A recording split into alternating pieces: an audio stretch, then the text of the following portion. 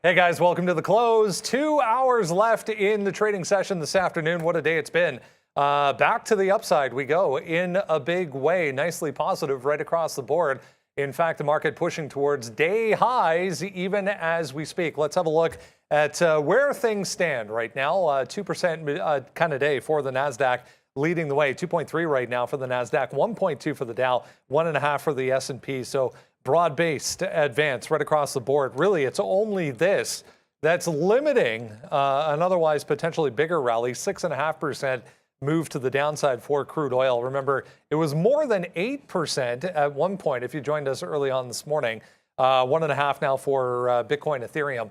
3% as well. Here we go. Here's the S&P 500 heading into the final 2 hours of the day. As I said, there's the energy group. There's a couple of red names in the materials group. Some of the metal prices coming off this afternoon along with crude oil. So that's really the only negativity we have. Otherwise, you're going to find travel names back in positive territory. The airlines, 3 of them today out with increased forecast for the current quarter.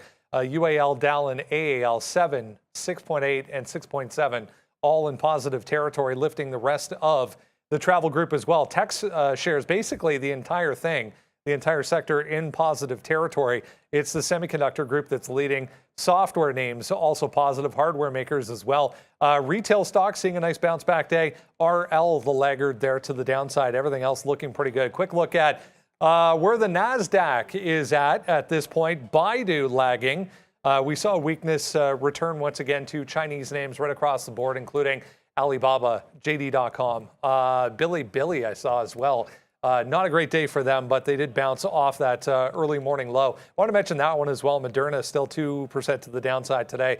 There was concerns yesterday over this new lockdown over in China for COVID. That had Moderna back to the upside, but they came out today and said that no more vaccines would be delivered over there. So Moderna back to the downside, but only 2% today, so it could be a lot worse. Welcome, guys. Hope you're doing well. Hope you had a great morning. We're going to take some time here and go through some of the opportunities we presented to you in the pre-market this morning, and we'll kick things off with a review. Sean's going to join us here and talk a little bit about one of the trades he had this morning. There was a lot to choose from, so you had to narrow it down. Here comes Sean with a look at one of his. Hey traders, what's up? Yeah, it's going to be your trade of the day again. And yeah, I'm going to go back to this sticky note one more time.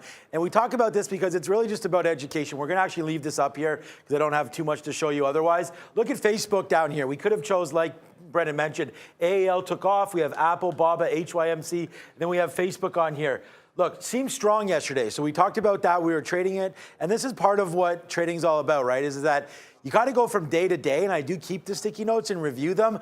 But yesterday in the afternoon, we were watching Facebook, and we were watching it trade. Had some beautiful moves up and down yesterday. So we were just thinking long, and then we looked at where are we going to go long? 186.50, maybe support down here at 185.50. So let's just kind of review the trade.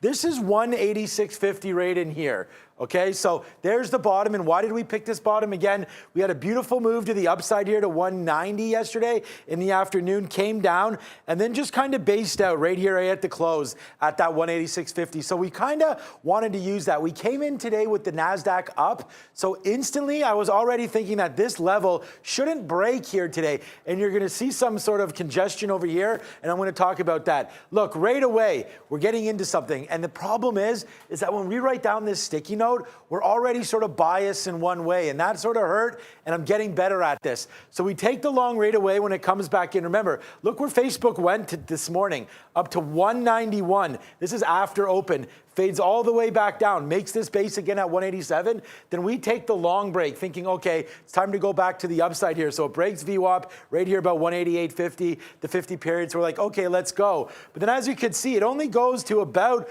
188.80 there. So we get like 20, 30 cents. And then as it's falling back down, we're like, no, thank you. So we start to get out. So we're instantly 0 for 1 here on Facebook. But I'm thinking to myself, why am I even involved up here? There's no levels that I liked here other than what's happening right here. So once we break below, then we can get out. Now it starts to get fun. So if we're going to use 186.50 as our zone, we have to understand how the stock trades. And with Facebook, I mean, just look at these moves. 191 all the way down here to 186. That's $5 in the first 5 minutes of trade. So yeah, we start our build right here, right at this bottom. That's 187.50. So we start to build the position based on something. But remember, we still have this area, which is the most concern for us, the 186.50 support area. Look what happens. Bang, we get 186.50. This is how crazy it is. We get 187.50. It's the same candle all the way to the downside that we wind up getting our bid. And why do we have this bid? It's because we put our order there, and that's it, right? Like, you could talk all you want, but until you get the execution, it doesn't really matter. So here it is, bang. And then look what happens almost immediately. We're like, hallelujah. We catch the bottom, and then it's 1, 2, it's like 3 or 4 minutes later. This is a 186.50. This is 187.50. So we have a bunch of outs here, 187 and change, 40, 50 cents. It's building on this trade. So it's a nice upside move. And then we're like, forget it, man. Maybe this does want to rip for us today. So look at this hold. Out a piece at the 50 period, 187.80. Then upside, 188.50. Right back there again. Same trade, still $2 winner. Boom, all the way up here, 189.25. Remember where we're long, 186.50. And this is what we talked about, the $3 winner, the $2.70 winner. Sometimes it just takes one trade. Okay, so that's it. We don't have any trades up here. Look what happens again. Facebook falls right again, and we take that 187 bid. Should have waited for 186.50, didn't. Take it out, quick scalp, hold 1/3, comes back in, breaks. Look how high that was. That was another $2 winner there, but we didn't take it. Comes back, we get out for flat, and then it gets a little messy, just sort of sitting there, listening to Prad's show, going off on that. Comes right back down to 186.50. Again, we take the long, but look, this time we're worried about it breaking, and we're actually right. And we talked about this on the show. Once it broke down there, we were able to get out at 186.20 with a bunch of outs in here, 186.40, 186.50, 186.60. So the last trade here for Facebook is going to be negative, but the minute we started testing these lows, and I know I wrote down here 185.50, but again, when this is happening at lunchtime, this is 1 o'clock, I don't really trust the volume, so I'm thinking that it could drift down in here. So I was very weary of that. So I'm glad I got out, but you can see it did work back to the upside. That's Facebook for you. It'll be pretty jumpy. So again, some of the news allowing media back for the Russia-Ukraine. And then today we did get a big, huge spike, and it's right in, no, where was the spike? I think it was right here. This was the spike when they announced the Meta Lab in Spain, but then it came right back down and then ripped back to where it should have been. So look, a lot of news around Facebook. The point is, we liked it, and we liked it early, and then we respected our 186.50. So if we just kept that level, look, that's this blue line, right? 186.50 there, 1 trade, 2 trades. Could have had it again, 3 trades. So the 186.50 is legit. We screwed around a little bit too much at the end there. Wish we would have held on to it, but it's Facebook. It's my #1 stock, and it was a great trade. Yeah, big range for Facebook today, still moving with the overall market here, guys. We had a bit of a move back to the downside. I'll show you Apple here in a second with a big right candle as well on decent volume. So still lots of day left here. That's the link to the watch list, guys, if you're looking for an absolutely free resource every single morning. We put it out before we come on at 8:30. Has everything you need to know in the pre-market there. We were talking Apple on that list this morning. Yeah, big red candle there. I didn't see anything that came up on Apple, but we did make a move down. That had the overall market moving down, so we'll keep our eyes out here. A few Ukraine headlines coming across once again, but overall nothing big. There was some volume there. Now we're headed back to the upside. So still 1.8%, decent day for Apple. Going to be interesting here as we head through the rest of the afternoon. We had a few other things to have a look at. I just saw Sorrento. There was that Astra Space as well. Sorrento Therapeutics up on volume right now. Astra Space with a successful launch, or an apparent successful launch of a satellite this afternoon. So very volatile. It actually halted at one point and then resumed and came right back down. So let's jump into everything else we were looking at this morning as far as some opportunities. We mentioned the travel sector, and more specifically, some of the airlines. As you saw on that board, there's 3 that came out this morning, increased their forecast for this current quarter based off of increased demand. So nobody apparently in the airline industry anyways, guys, worried about this new Omicron thing that's happening over in China. Welcome back, Arun and Sean. Yeah, it's been quite the day for the markets straight up now since we started from 9:30 on. And now here we are sitting north of 2% on the Nasdaq and almost 1.5% on the S&P. And airlines, what have you done? I'm going to look at specifically Boeing because every time we talk about airlines, I go directly to Boeing. I understand it's not airlines, but at the same time, planes, close enough for me. I just like the way Boeing moves. The way it's been moving, though, it's up 1%, but look at the movement. This is a 60-minute chart, multi-day. It's stuck in a range, right? So we are dead range, a dead middle in the range here as we kind of Can we go to his chart, boys? Yeah, Thank you you. see the chart. There we go. So here we are, dead middle in the range here. We're still waiting for some movement, either expanding through the top end, which would be nice, through that 185, or if we're going to go through the bottom, I got that 165 marked up down below. But I think we can probably get some acceleration below 172. For now, though, even though it's at 1%, it's going to be moving up and down throughout this range. So be careful, at least when it comes to Boeing. I know Sean's going to go talk about one of the other names, whether it's going to be UAL or AL. The other names are actual airlines. But in terms of Boeing itself, it does look like it's going sideways for a little bit. Even though market's up huge and moving strong, Boeing sideways for now. Yeah, well, I'm come back a little disappointed here because I just said under my breath when I sat back down, holy crap, I didn't realize Microsoft went all the way down here and I didn't have any bids here for Softy. We did go short Microsoft just before we came on the air there to do the trade of the day, and it tanked all the way down to 280. Like, this was $1. We're short. You can see where we're short, 284.38 right now on Microsoft. This was $1.40 in the money, and I didn't take anything because I didn't have any bids out there, but now we do. So hopefully that'll come back down in, and we'll be able to capture some profits. But damn, that went all the way down to 283, that Microsoft trade. Wow. Okay, we put some bids a little bit lower. Yeah, so the only name that we had on our sticky note today was AAL. So we can go over here, AAL, and have a quick look. Look, it shot up too crazy in the morning. It just took off right away. You couldn't really catch it unless you had that 15 break. But again, the pre-market high there, 15. I've been staying away from pre-market breaks, so I couldn't really get it. What we wrote down on our, let's just zoom this out here and get rid of this line. What we wrote down on our sticky note here was this level 14, 1450. So we've been playing the long off 14.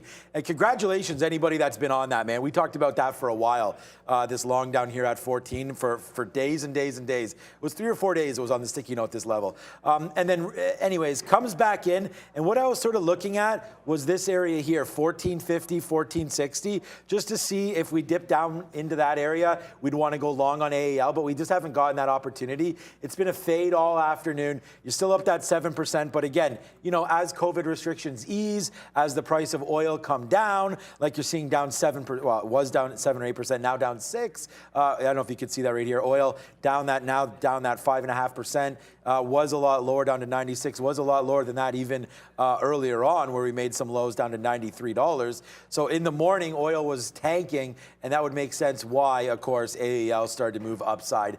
But yeah, I mean, I like the airlines here. If you look at a daily chart, I think you can buy them at any level really now. You're really low. That 12 was pretty crazy just a couple days ago. On the flush, it was 1270. But this is the kind of area that I'm talking about, 11 and 12, a lot of support there. I just feel like something really drastically has to go wrong. And again, maybe if this war tends to accelerate itself, then maybe you'll get, you know, a little bit of a push back down in on some of these names. I don't know if people are afraid to fly. We talked about March break coming through now and spring break on the US side. This is the Jets Etf. I feel like this is the best one to own if you don't really know where you'd rather be. This has about 10% stake in UAL, AAL, everything. You could go ahead and name it there on that. But if you look at the chart here, down to $19. The Jets, let me just look it up here. Jets ETF holdings. Here we go. I'll get it to you. It's basically, I did this last time on the show. It's basically 10% of everything. So here it is. LUV, that's the one I was missing. LUV, Delta, UAL, and American, all the same amount roughly. And then there's more. We can go down more. There's 21 rows. So Spirit, I'm not going to click on it. Who cares? But anyways, Jets ETF, a name where you can diversify. And look, it's the same kind of bubble here, down to 16, 17. I like this ETF. I'd rather own this than any of the names, but that's Jets ETF to get exposure to all of the airlines and a nice forecast, like you said, Brendan. A nice bump up, some nice talk there, and some nice upgrades. Yeah, definitely. We'll keep an eye on some of the cruise lines as well. Definitely strong today on that note as well. Just looking at this, a few people mentioning SONM. little tech company. They have this XP8, big giant Neil-like smartphone with a walkie-talkie feature. They've integrated Microsoft Teams into that. So SONM at day highs here on decent volume. It's worth saying 80%. There was something else I was going to mention here as well. I guess we'll keep an eye on that ASTR. Let's continue along. Oil, you mentioned there, guys, to the downside, benefiting some of the travel names, but some of the oil-specific names trying to bounce here today. Well, anytime we talk about oil, I'm going to leave it to Sean to go for the individual names. I go directly to the crude contract. This is going to be the April crude contract, down almost just under 6%, actually 5.8% to the downside, down $6. Hey, we talked about this morning, 6-day trend from 129 and change to now $97. Crude closes in about 15 minutes or so. Before we get that final close, seems like it wants to make a move to the upside regardless. Anyways, it's down just under 6% on the day. And this is the trend you're dealing with. As you can see, I've got a little zone marked off here. A bounce in crude names, a bounce in crude futures contracts would be beneficial because the majority of the resistance level that I see that I can work with for a potential short is going to be north of 100. It's going to be sitting between 102 into 108. So this is a bounce would be very, very helpful because if it were to continue its trend to the downside, right? And crude has quite the trend to the downside. If it were to continue its trend, we really don't. I'm going back to, this is late February or so. We're probably looking at 92, 90, but even then it's not very clear cut because the majority of the action, majority of the volume is going to be around that 100 going on up. So a bounce would be much more helpful to find a short, or even if it were to get high enough, even to grab a long. But for the time being, a bounce, looking for short on a move up into that 102 to 108 for a potential fade against this little resistance, not little, it's against this resistance zone. And I imagine it's going to look the same if we were to go to CVX or Oxy or any of the other oil names as well. Yeah, I mean, I have CVX here. I think I prefer CVX out of them all. You know, you do have this 160 top here that was hit a couple times on CVX. You know, they have the big dividend. They have the big buyback as well. I think Chevron's the best name to hold in the space. But again, if you're just looking at what Arun was talking about there in the futures, you really got to be confident that 100 is going to hold. We're right down there at $97. I'm not super confident about oil, especially if we do get a resolution between the Ukraine and Russia. It doesn't look like it, but the more and more we dance around 100, I think the safer it is to say that we'll be under 100 in the next little while. But I still believe that there's a lot of calls out there for 150 oil, Arun. So I don't know if the charts are setting up for that or not, but I'm pretty confident that we'll dance around here for a bit, and then we'll see what happens on the interest rate. That comes tomorrow.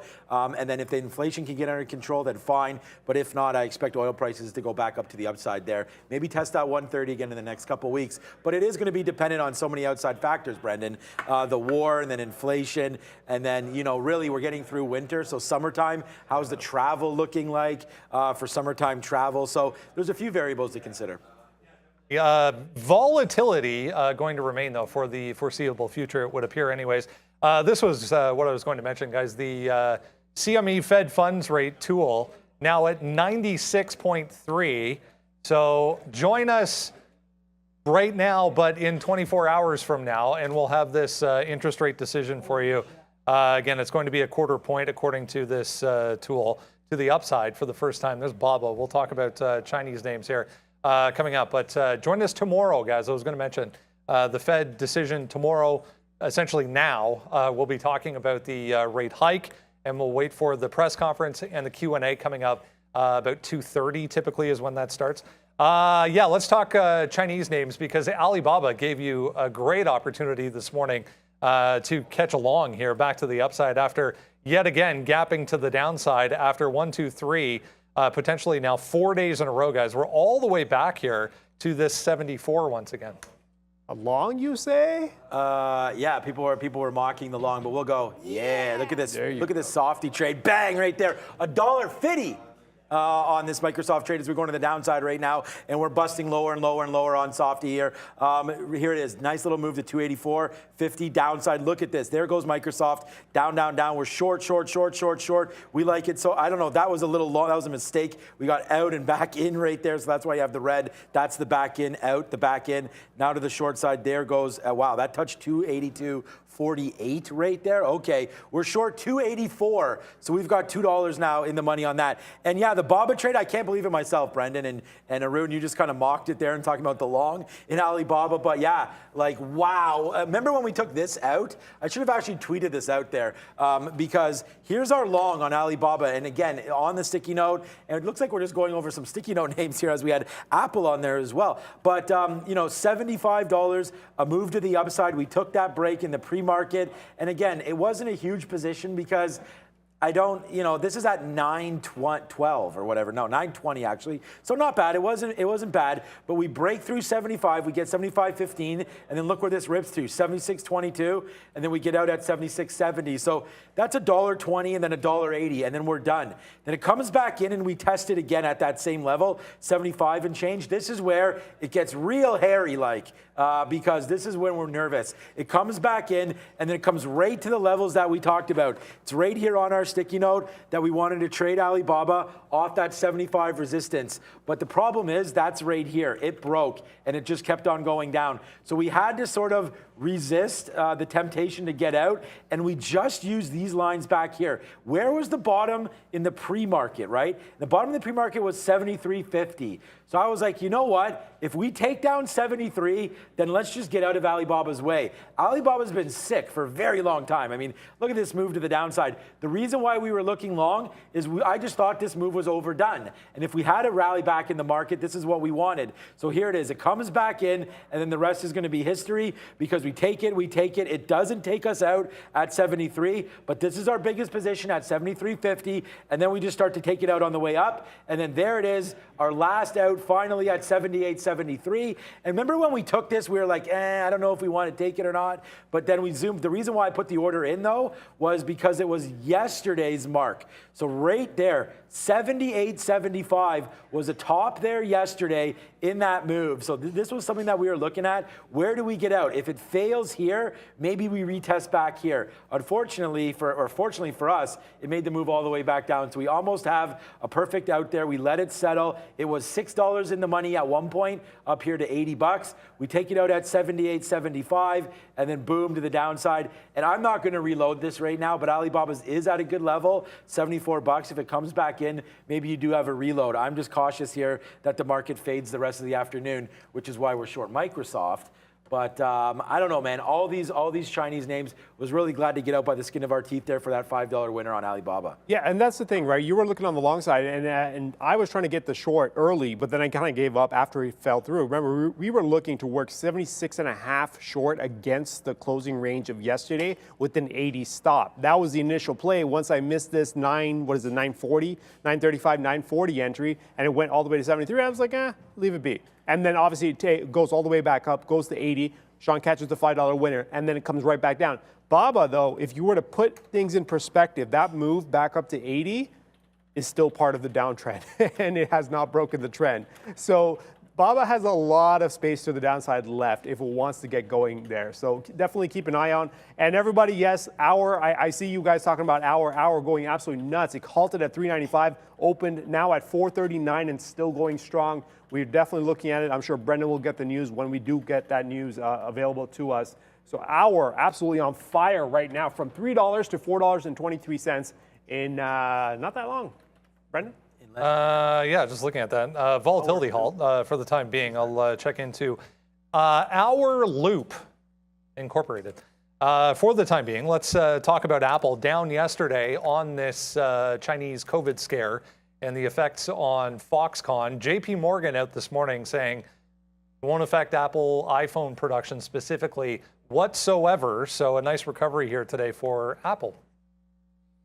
Yeah, we talked about Apple a little bit yesterday, down to the 150, and I went over this a bunch of times on the morning show. It's going to look crappy on this, but here's the 200 period. This 200 period is inaccurate down here because of the split for our charts, but this is the first time in forever. I mean, I went back, I think it was, like I said, I think it was March 2020, unless there was a problem with the charts, and we all know that that was COVID time. But this is the first time that Apple's cracked below the 200 period. So yesterday, this is a screaming buy. I'm glad my man Prad picks them up yesterday. I like it down here. It doesn't mean we don't test lower. I just feel like this is a good nibble spot here at 150. So what we wrote down, and I actually talked to Arun about this, and I said, like, okay, if we break 150, where do we possibly stop? And we thought about here, 148 or so. So I really thought this morning that if 150 was broken, that we did have a big, big move to come to the downside. So we actually shorted this 150, 150 here. And again, why did we take 150, 150? It's the high. I mean, yesterday's high is up here, 54. But if you see in the aftermarket in the afternoon, and I'm going to sneeze in a second. Hold on a second. I'm going to sneeze. Or am I? Excuse me. Wow, okay, I think I hit the cough button there, so I hope that was okay.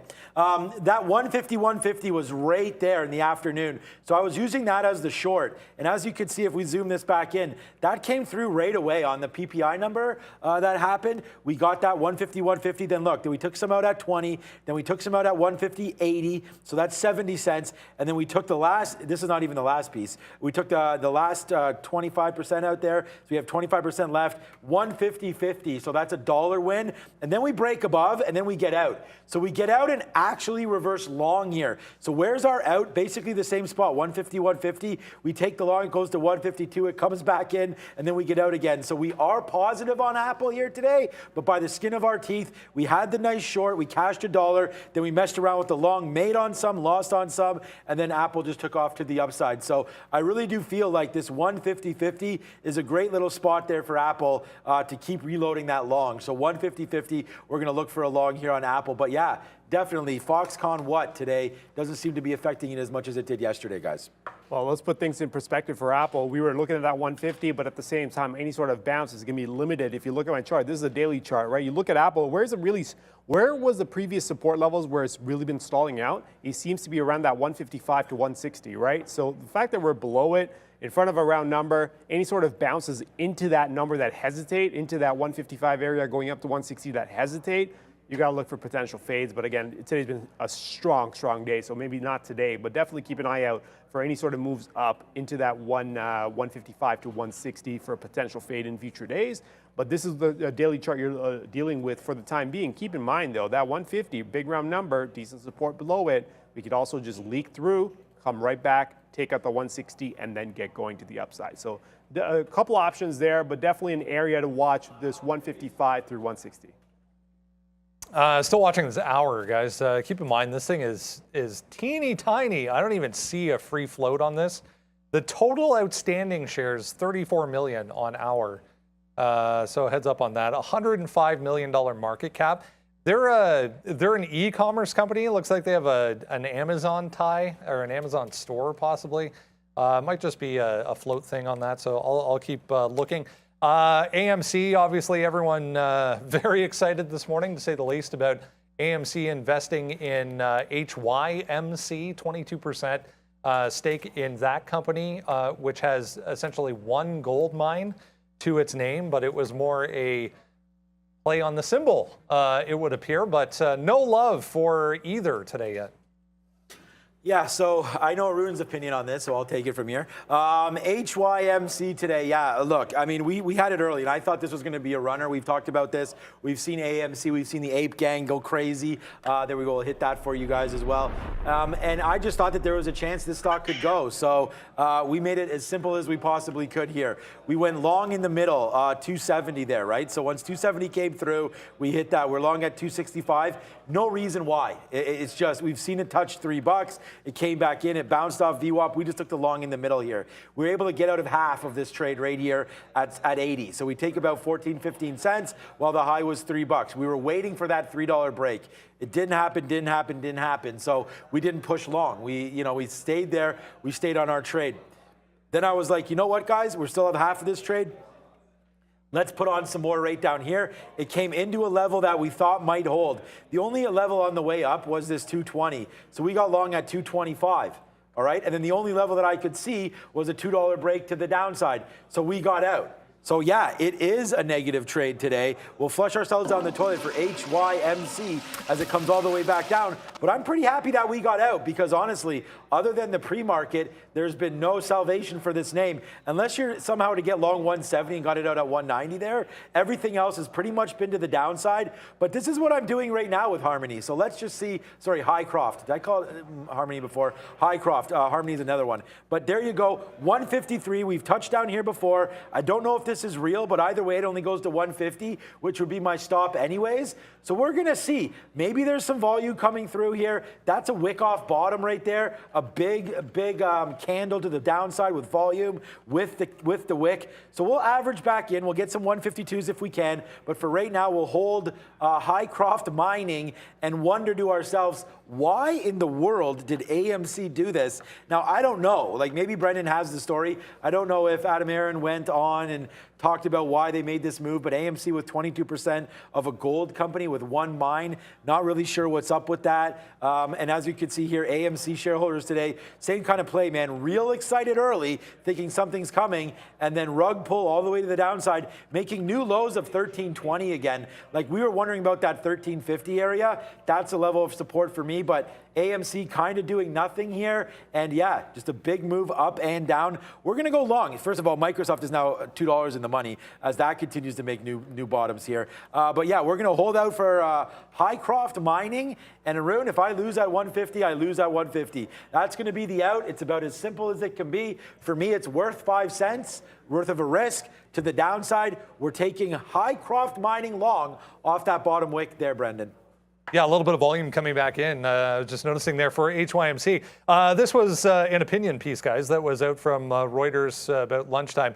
AMC diversification is everything but golden in HYMC. I never saw Adam Aaron anywhere today or comments there from him. So we will see as far as what happens with this. But as Trader Proud was saying, maybe just to play on diversification for AMC. Was going to mention Moderna briefly, just simply off of the bounce that we saw. There was decent volume behind the move in Moderna the past couple of days, again yesterday, based off of the COVID scare. They also had a new HIV treatment that they started a test for. So they I guess, enrolled the first patients into this test for this new, very apparent, promising test for HIV. So on the mRNA front as well. So there's a couple of catalysts for Moderna this afternoon, guys. If we want to touch on that before we get to our frustrating stocks.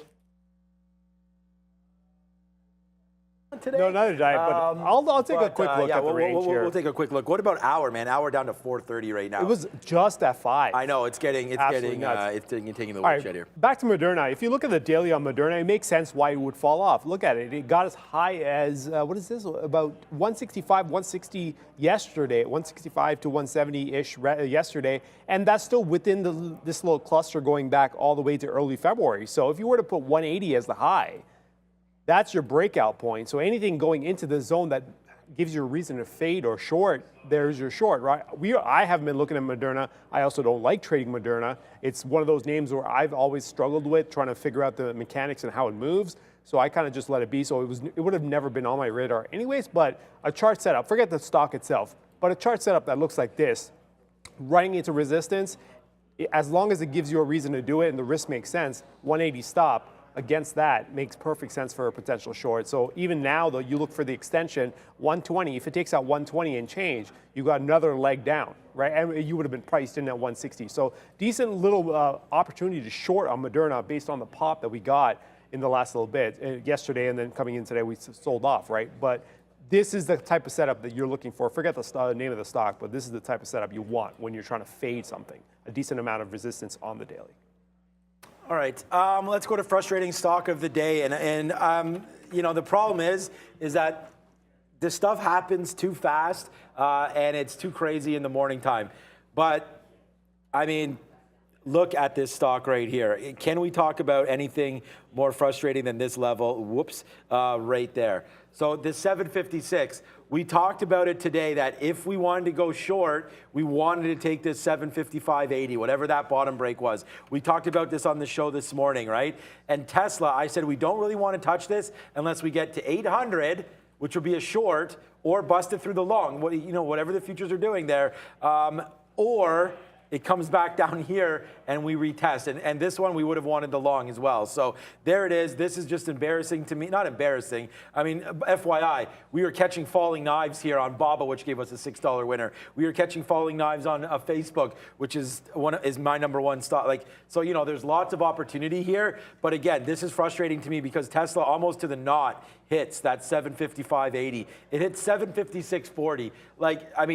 That's frustrating because I feel like that was a long based off those bottoms yesterday. And then before I make this another frustrating stock, this might have to just be shorted right here. But now I'm looking actually long as we're above the 50 period right now and momentum's to the upside on Tesla. Watch out for this break. Yesterday was right here, 870, so $800.70, and then this morning's high, 801.05. So watch out for some of these breaks right now. I'll have to address my Microsoft trade because that's coming back in, but Tesla, my number one frustration today, it's because it was a missed trade. Yeah, well, for me, of all the losers I've had today, Roblox has to be the worst one. The situation on Roblox, man, that was bad. So this is my long, this top right screen here. If I zoom it out, you're not going to be able to see the exit. That's why I'm not going to zoom. Actually, no. If we keep it just like this, you guys can see it. Okay, perfect. So 37.5 is where I went long. I'm like, perfect. We kind of cleared some pre-market support. Let's get long. That was off some news. And not even a few minutes later, boom, right through the bottom. Got out about 20 cents away from the low. And then, as you can see, messed around, went to new highs, and then sideways. Still within the range. The timing on this could not have been any worse, even though I was shorting into a rising market all day. This is probably the one that bothers me the most just because of how fast it happened and the fact that the setup actually looked fairly decent compared to what we were doing yesterday. So I'm like, decent, nice little long, boom, nope.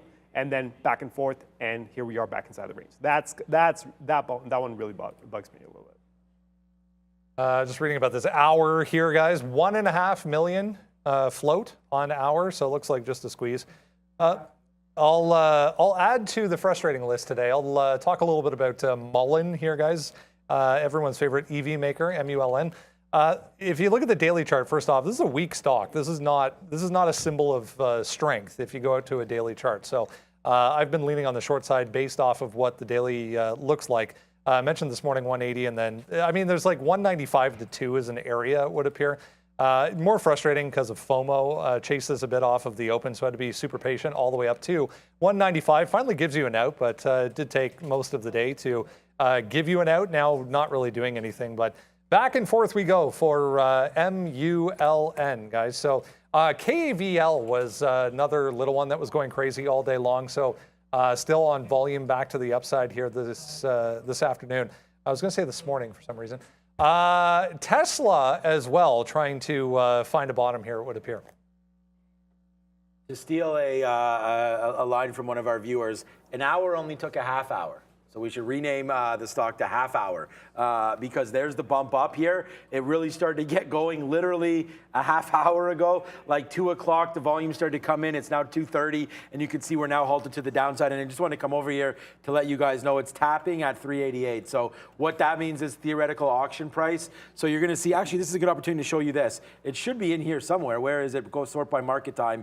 There it is right here. So you could see this is the imbalance locator. So right now, there's only 10,000 shares been thrown into this auction that's going to happen right now, just done automatically by the NASDAQ. They pair off bids and asks. So it looks like there's only 750 shares left of interest here, and it's to the buy side. So that's why this price is going to open up basically where it halted a little bit to the downside there. But there it is. Oh, now it's getting a little bit spicier. You can see people throwing in thousands of shares. This is what the imbalance locator looks like. And then as soon as the 5 minutes is up or 10 minutes on the halt restriction there, it'll open back up, and then we'll just get whatever the price is, as long as this is settled, which it looks like it will be. But that's what's happening there on hour. And again, to short that 5 would have been pretty sweet. I said to Arun, it should be illegal. They shouldn't be allowed to come to market with only 1.5 million shares float. I honestly, I took a quick look at how much it would cost. I'm not going to pay for them, but I was curious about the cost of I'm going to say taking a 30 short. cents a share. So now it's unavailable. At some point, we did have shorts for 10 cents a share, which is, you know, for a $5 name, which was a $5 name that fell already 20%, it's not that bad for 10 cents a share. But again, those shares probably went quick. They were probably limited, and now they're unavailable. So I don't even know how many shares we could have had as a company as a whole, but we definitely don't have them now. All right. Yeah, so that would be another thing. So we can't even go short on our. But let's go back over to I can never remember what the name of this is because I keep thinking Harmony. Highcroft Mining. Ugh, eventually I'll get it, guys. All right. So now we're reloaded, and this was what we're waiting for. I don't know. I'm not expecting anything from this. I kind of feel like I could close my eyes and then wake up in an hour, and I don't know where this is going to be. But we do have the bottom here, temporarily bottom. Okay. All right, it's good. Let's see if it goes up. We're waiting for 59s. That's where, actually, we should change this to 58s maybe. But a nice little move up here, a nice little bump. Let's see if it goes. Our average price is down here at 53.25. So you're going to see a nice little move upside now. We'll take a couple pennies. It's finally starting to move. And we have a decent position on now. Why? Because we had that bottom. It's not that bottom. It's the 150 bottom that we're worried about. So breaking back down through 150, we can get out of HYMC. So that's a name that we have. Maybe we could put... Yeah, let's try a little bit at 58 here. We can get some 58s, we'll take it. We'll take some 59s as well. But let's go over to Brendan quickly. What's up, bud? Another one making big moves here, guys. Big in New York. BIG ripping here, 33 up to, could we show the chart there, Rob? Thank you. 33 up to 39 here on huge volume. This Mill Road Capital reporting a 5.1% stake, first of all, in big lots, but then in the same filing, they say that the company should sell itself. So that would appear to be the reason for this move in big. Make up your damn mind. They're going to step in and make some action. It could be some hostile board activity there soon if they're going to push that kind of move on after taking a stake. Okay, a big lots. Let's just take a quick look. I'm looking at this going, I don't know. Could I fade this?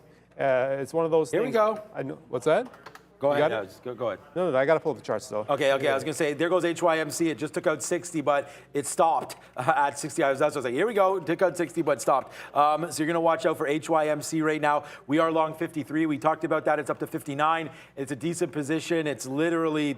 I mean, it's way more shares than we had. It's, whoa, on the wrong thing. 10 times the shares we had earlier. And again, the reason why is we have our level. Just like I said, I was going to take 15 times the shares if we broke above $3. You know, this gave me a level down here. So here it is, HYMC up to 160 again. I feel like it may not go too much further than this. But again, we've taken some out. We've taken out of...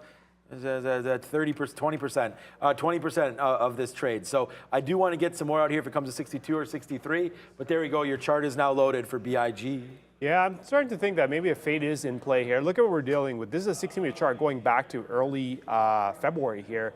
And we've got a ton of resistance here approaching this 40. So I'm thinking, after this much activity to the buy side and getting some sell side action through these 38s and into the 39s, I'm starting to consider the idea of the fade a little bit more watching, and then definitely will step in. If we can, the risk is going to be against 40 because, you know, once 40 is gone, we've lost our resistance level, and that means we got to move out of the way, right? With the market going back up, we could get a chance to get this short because this is moving on its own little independent news, but if we were to put in a double bottom and break through the top through 40, well, that's a problem too. So for now, I'm gonna keep an eye on the potential shorts in front of these 38s. If we can get it, we'll take it against the 40 and see if we can actually get a pullback towards these 35s. But for now, it's a matter of waiting for this.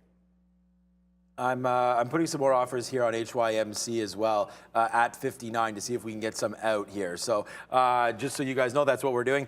And then Microsoft, it started to go against us again, but I shorted. And normally this is not a short here, but the reason why we're shorting Microsoft is just this reason. It's the futures, and it's getting ready to be sour hour. They talked about this coming through for the close. I still like power hour. I think that's the right name there. But we're going to see if it fades out. That's all. I just feel like the NASDAQ up that 2%. We've seen a fade over and over and over again here in the market. I tried to get I don't know, like, I don't know why I'm missing a minute worth of data there. Like, I wonder if something happened because, like, I was trying to get short up to 284, and it shows that we went to like 284. 283.90 or so, so maybe I have to refresh. But anyways, I'm going to get short again if it comes back up here, and I'm going to use this area right into here, 284.70, 284.20. It's right in here. This out. No, that's 284. It must be up here.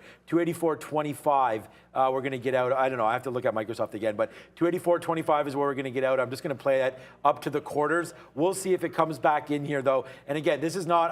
Microsoft is super strong. There's no doubt about that. It's been a great stock today. We traded it numerous times. A bunch of shorts, some longs in here as well. Some confusion there at 283, but I really feel like Microsoft does come to the downside. We did cash in right here on this move back down in. So let's just wait to see if it comes through.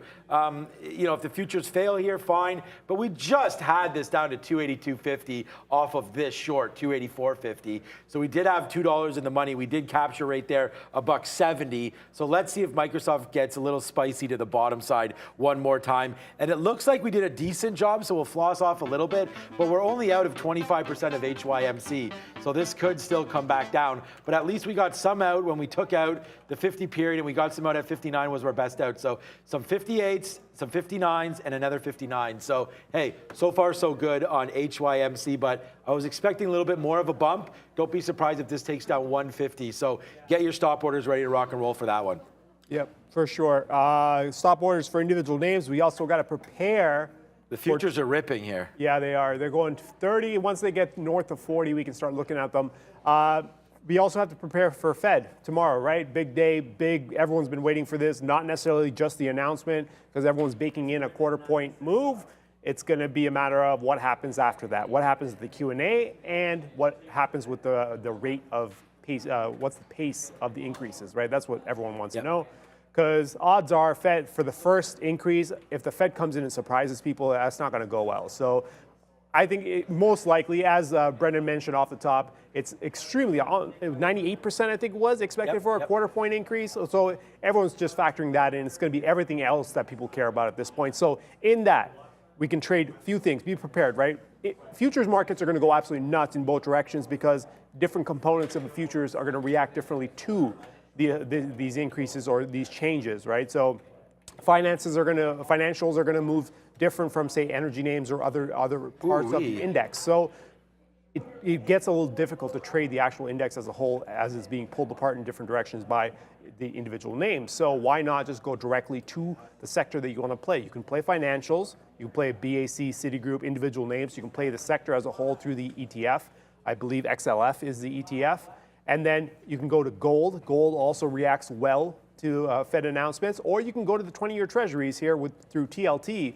And I tend to lean towards GDX and TLT as my kind of primary ways to play Fed days, just because the moves are cleaner. It's a direct relationship. You know, if the Fed says this should be the relationship to either bonds or to gold or whatever the case is, right? I'd rather deal with that versus having to figure out how it's going to affect different components of an index.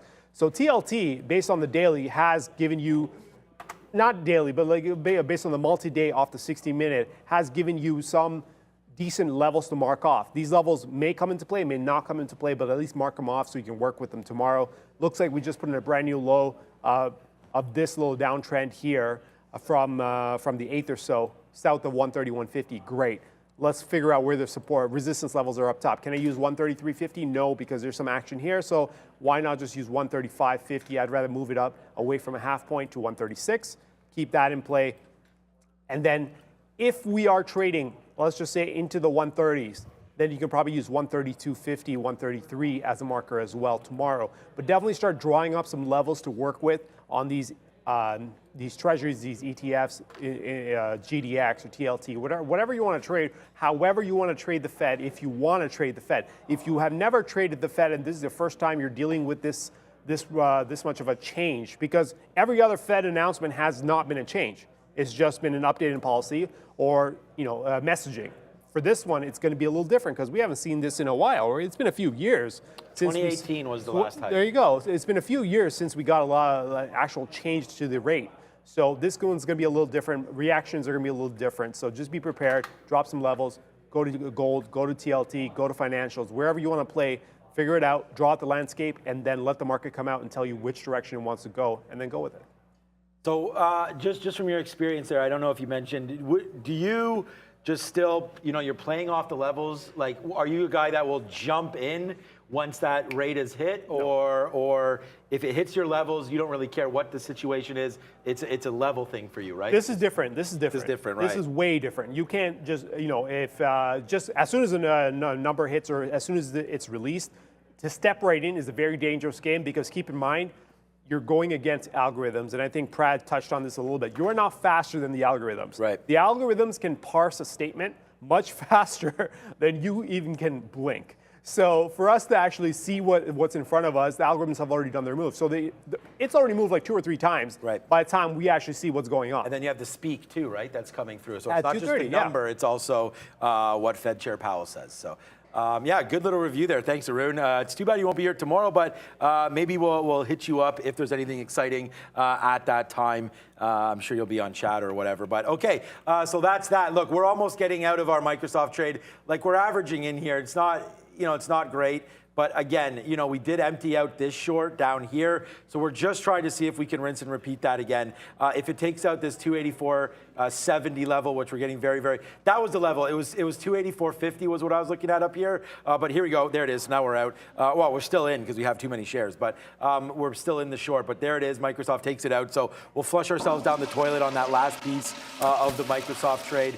It looks like, and again, I was just really thinking that the market was not going to approach new highs here in the afternoon, the day before Fed, but it looks like it might just want to do that, probably following Apple. I mean, Apple's been a monster all day, and here goes Microsoft again, taking some of these highs out. So we got to get out of this one. HYMC, it's all okay. It doesn't really affect our net too much. We have HYMC, so it's like one long, which is working. That's came right back down, man, down to 152, and I was like, this is game over. But then it broke back to the upside to 160. So we do taking out at 157, we do taking out at 159, and now we still have 65% exactly of this trade left. So let's see if it can now get into the 60s. This is kind of the levels we like up here, 60, 65. So I don't even have any orders, so I'm gonna put an offer right here, 64, 65, and then we'll see if we're lucky enough to get a 76. But this Microsoft trade, yuck. That was sucky, man. The market just ripped up on us right there. What's up, Val? Hey guys, the Greek on the chat says, get these likes up, ladies. And that's right, ladies and gentlemen, please smash the like button.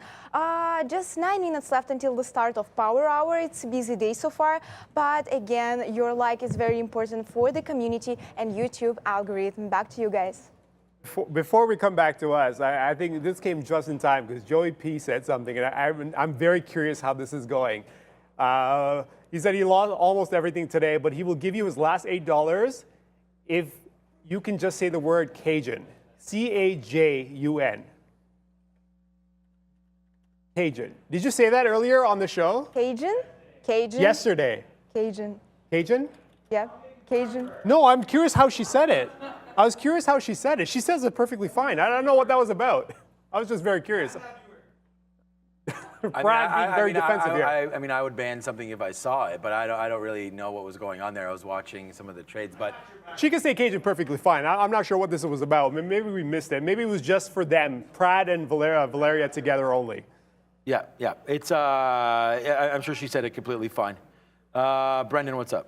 Peloton, guys, we mentioned briefly earlier this morning. Bernstein out with an overrate initiation on this. Today up 10%, just starting to go again for Peloton. What was that stock? Peloton. Oh, Peloton. Okay, yeah, I was going to say, I'm too busy watching this Microsoft and like getting peed off that I went short on that name. Yeah, Peloton today up that 10.3%, a great move. Yesterday they talked about pricing plans and whatnot. A nice move upside for Peloton, as Brendan just mentioned. But again, it's not, like some of these names just aren't at levels. I need to see something that's either near its days low or near its day high or something besides Microsoft. But right now, I'm completely happy.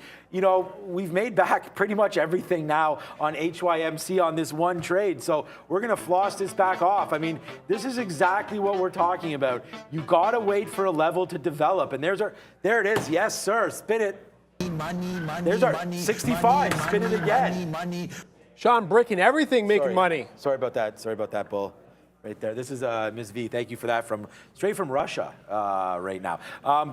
Yeah, so there it is. Valeria's timing was impeccable, going back to visit family, and then literally like coming back, and then now there's like no more traveling to Russia pretty much ever now. So that was a good call there, Ms. V. Okay, there's HYMC, and this is what I'm talking about. Look, I am celebrating it because, hey, look, I told you that we put on a position. This is something that, you know, we try to support this trade, and it looks like it's working now. It is going back up to the upside.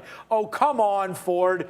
Ford could have been one of my frustrating stocks. Look at this. We waited all day for this Ford trade. And by all day, I mean it happened at about 10, 11. So it comes all the way back down into the 1550 that we love. We ripped this to the upside. And then for some reason, we think. You say Ford, Randy comes lurking.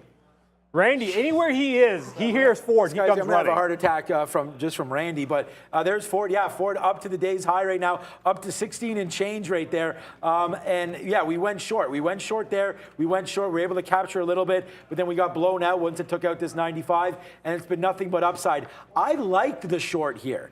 I can't wrap my head. Okay. I see you right now. Let's go, bang, right there. It's a chicken dinner winner, man. We're bringing the heat, we're bringing the excitement, we're bringing the fun today, Arun. And there it is, HYMC, a nice little rip to 169. This is that exact move that we're talking about, and it's not even on that much volume here, guys. The volume's not that huge, and HYMC up to the upside. There it is, bang, bang, 170, okay. I'll take it, why not? Give it to me again. We'll take that 172 if we can get it right now, as HYMC taking out some new highs in the session. What is this, 175? Oh, we missed that 172. What am I doing? You can't even see the level 2. There it is, up to 170 now. HYMC going nuts here, Brendo.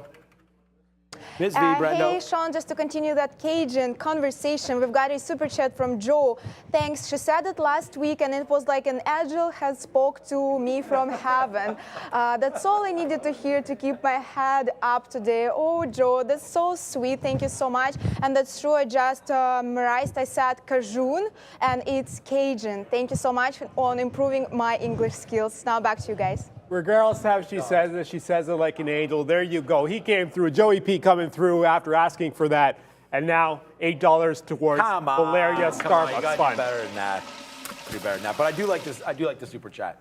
Yeah, so sure. Yeah, thanks for having Ms. V's back right there. We'll flush it down the toilet. Yeah, thanks for that. And again, guys, I mean, you know, we're trying our best here to give you the best show possible. And we love Trader Pratt and Ms. V's morning movers, market movers show.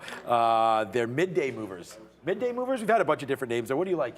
Market movers, midday movers? You've been on the show. Market movers is good. I like market movers, yeah. All right, so we are going to, we are disastrously reloaded.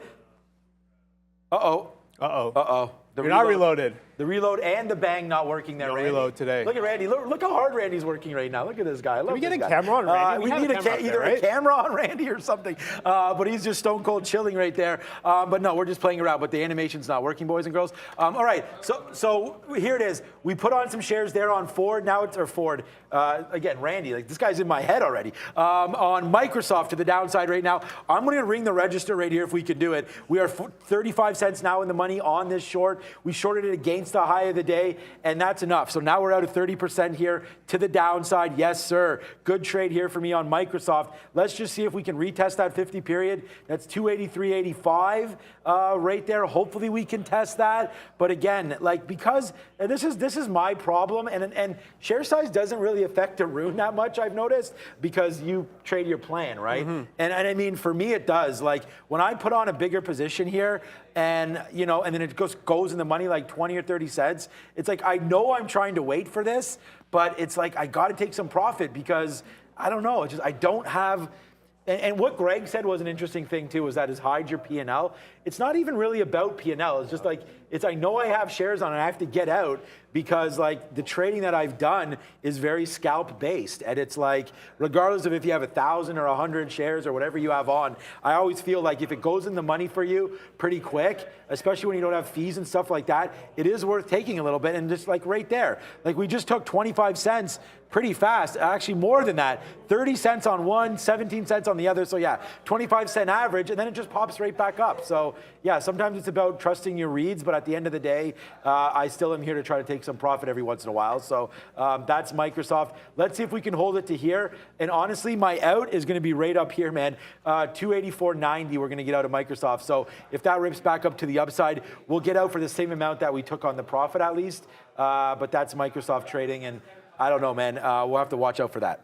Yeah, when it comes to trading overall, it's just one of those things where, you know, after you've kind of traded long enough and you execute your plan, you're just worried about executing your plan, not necessarily the fluctuations in the middle. And for a guy who's traded the Nasdaq Futures specifically, which trades at like $13,000, leveraged 20 times, when you start to see swings, oh, it's up a few points or not. A few points like, no, that's nothing. Few points don't mean a whole lot on the Nasdaq, right? Even if you're up 20, 30 points on the Nasdaq, that can evaporate in a second. So it don't mean much. So that's when you kind of learn, like, you know what? It doesn't matter. It's just executing what I need to execute and how I need to execute it, right? If I need to be long and I'm managing a certain way, then just manage it the way you're supposed to. That's the only way you can keep track, right? I keep track of all my trades on the futures, just so I can analyze and make adjustments on the fly if I need to, right? At the end of the week, I'll make some adjustments for volatility or whatnot if I need to. Is this really happening right now, though? Well, what are you doing? Are you getting out? No, I'm just saying, like, the market is like literally just ripped. Yeah, I'm short already, and I'm going to get my face ripped off here.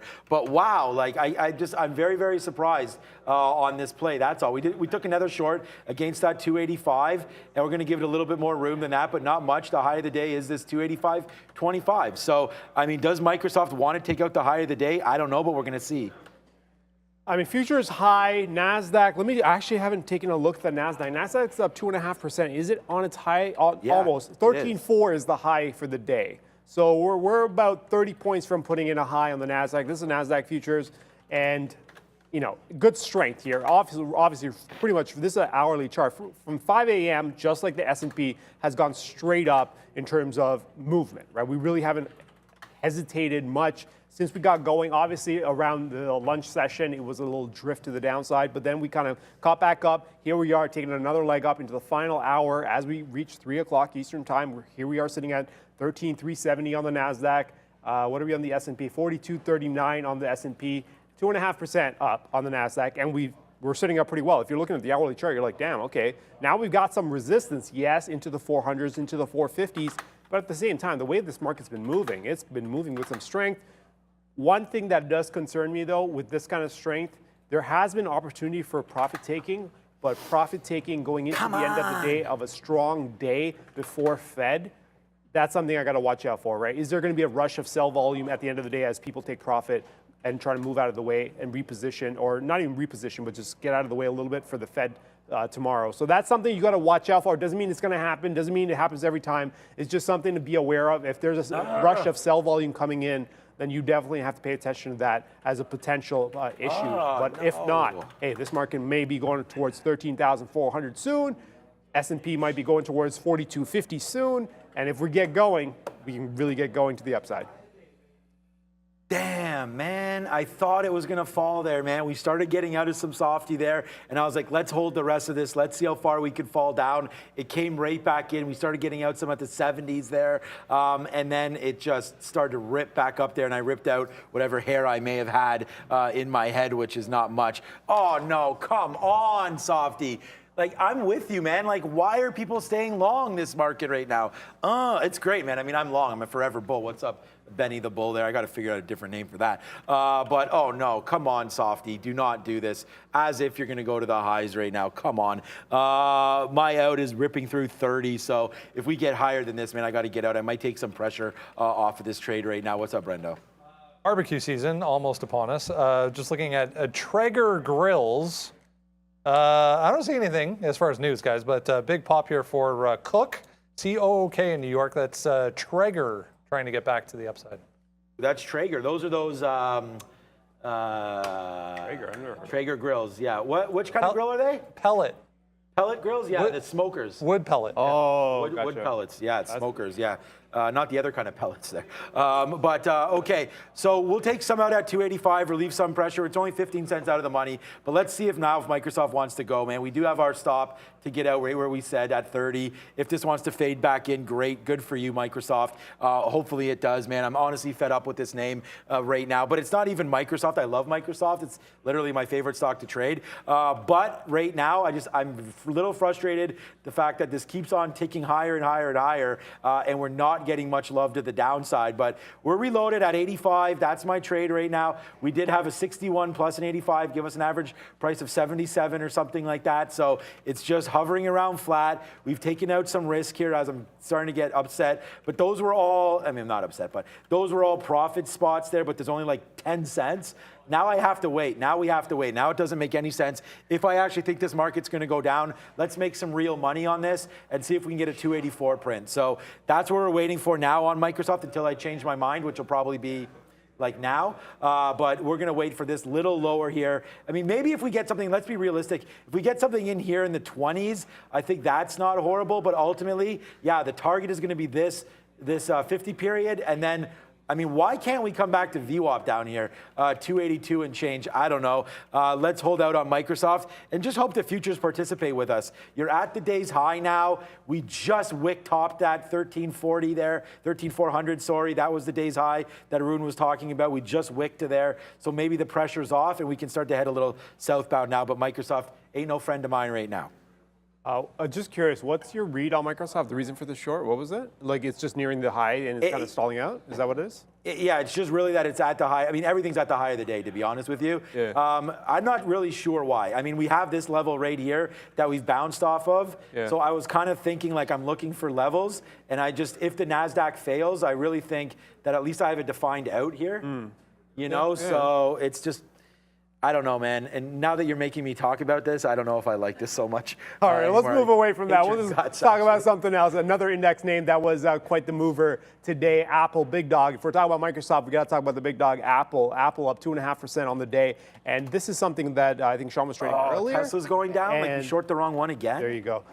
We'll talk about Tesla after. But Apple, once it crossed that 152 in the afternoon, remember, I was short for the most part, so I shouldn't really be thinking about this on the long side. But at the same time, when you look at it from the hourly, you're like, damn, okay, once you cross that 152.50, it kind of opens the door up to the upside towards that 154 and 155. Because the reason I bring this up is if you look at yesterday morning, we stalled out around that 152, 152 half, right? So clearing that would open up the door to the upside. So now that we've done that, it does look like there's an upside potential, but then you look at the daily and you're like, oh, okay, this is what you're dealing with. You're dealing with resistance all the way from 155 up to 160. So that becomes problematic. So on the hourly, it looks good for a long, but then you look at the daily and you're like, oh, damn, okay, you're running into a lot of resistance on the upside. So Apple, although up 2.6%, is running into a lot of headwinds. If we can clear that 160, as we mentioned at around 2 o'clock when we did the rundown, if we can clear 160, we can get going to the upside, clear the resistance that we've kind of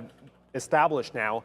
And this might be done if you get enough action tomorrow and if you get enough buy strength tomorrow. This can be done easily tomorrow, and at which point this sets up a nice, like a very nice multi-month swing setup, right? Like we've taken this 155 for, we started in November, then we tried it in January, got underneath in February, and we're finally underneath.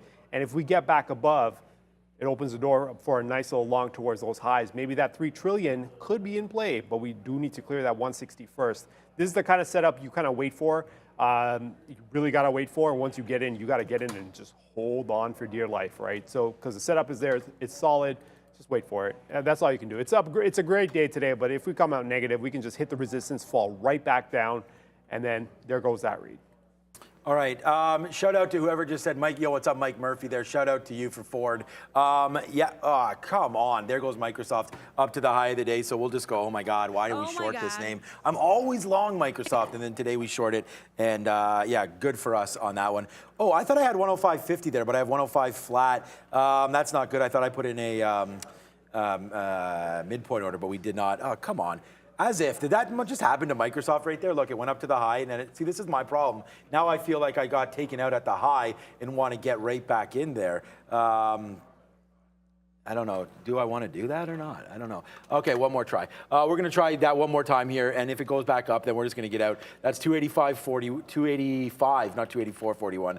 285.41 here on Microsoft. That'll be the last position to get out of this one. We're going to try one more time. I just wonder if that was the wick. It looks like I'm going to get spanked again here, and I can't believe I'm continuing to do this, but I am. This is not as big of a trade as the last one, but we'll try it here with that stop order, and then just trying to hold out for the best. And maybe we can get Microsoft back, but probably not. Okay, Ford. And again, this is just, I cannot understand, and it's going to look foolish. We're negative on the day now, by the way, which sucks, but that's really sucks because we always try to have perfect weeks, but today is negative, and I think we could still get it back. This is the NASDAQ up here, 13,400. Let's just see what it does.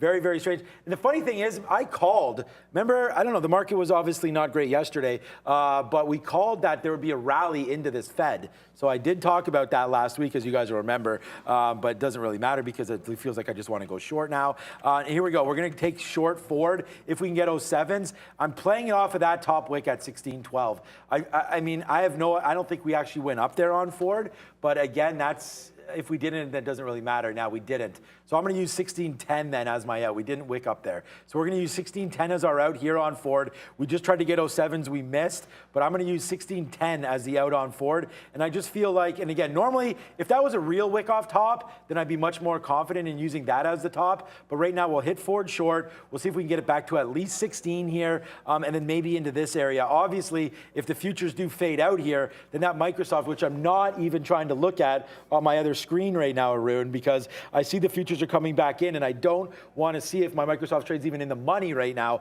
But here comes Ford back down to the downside, 1603. Let's put a bid here about 1601 and see if we can get that, as my body is like turned this way right now so that I don't have to. The solution to the problem, guys, don't look at it. Yeah, I don't know. Don't look at it. I'm looking at the chat. Microsoft's going to do its own thing. Futures are stalling out a little bit, but I mean, it's too early to call that. I'm looking at the chat. A lot of talk about SoFi. Okay, let's just put things in perspective. I don't know if any people are pumping SoFi or not, or whatever the case is, but technically, let's just look at it from a technical perspective so we can be real about what you're looking at.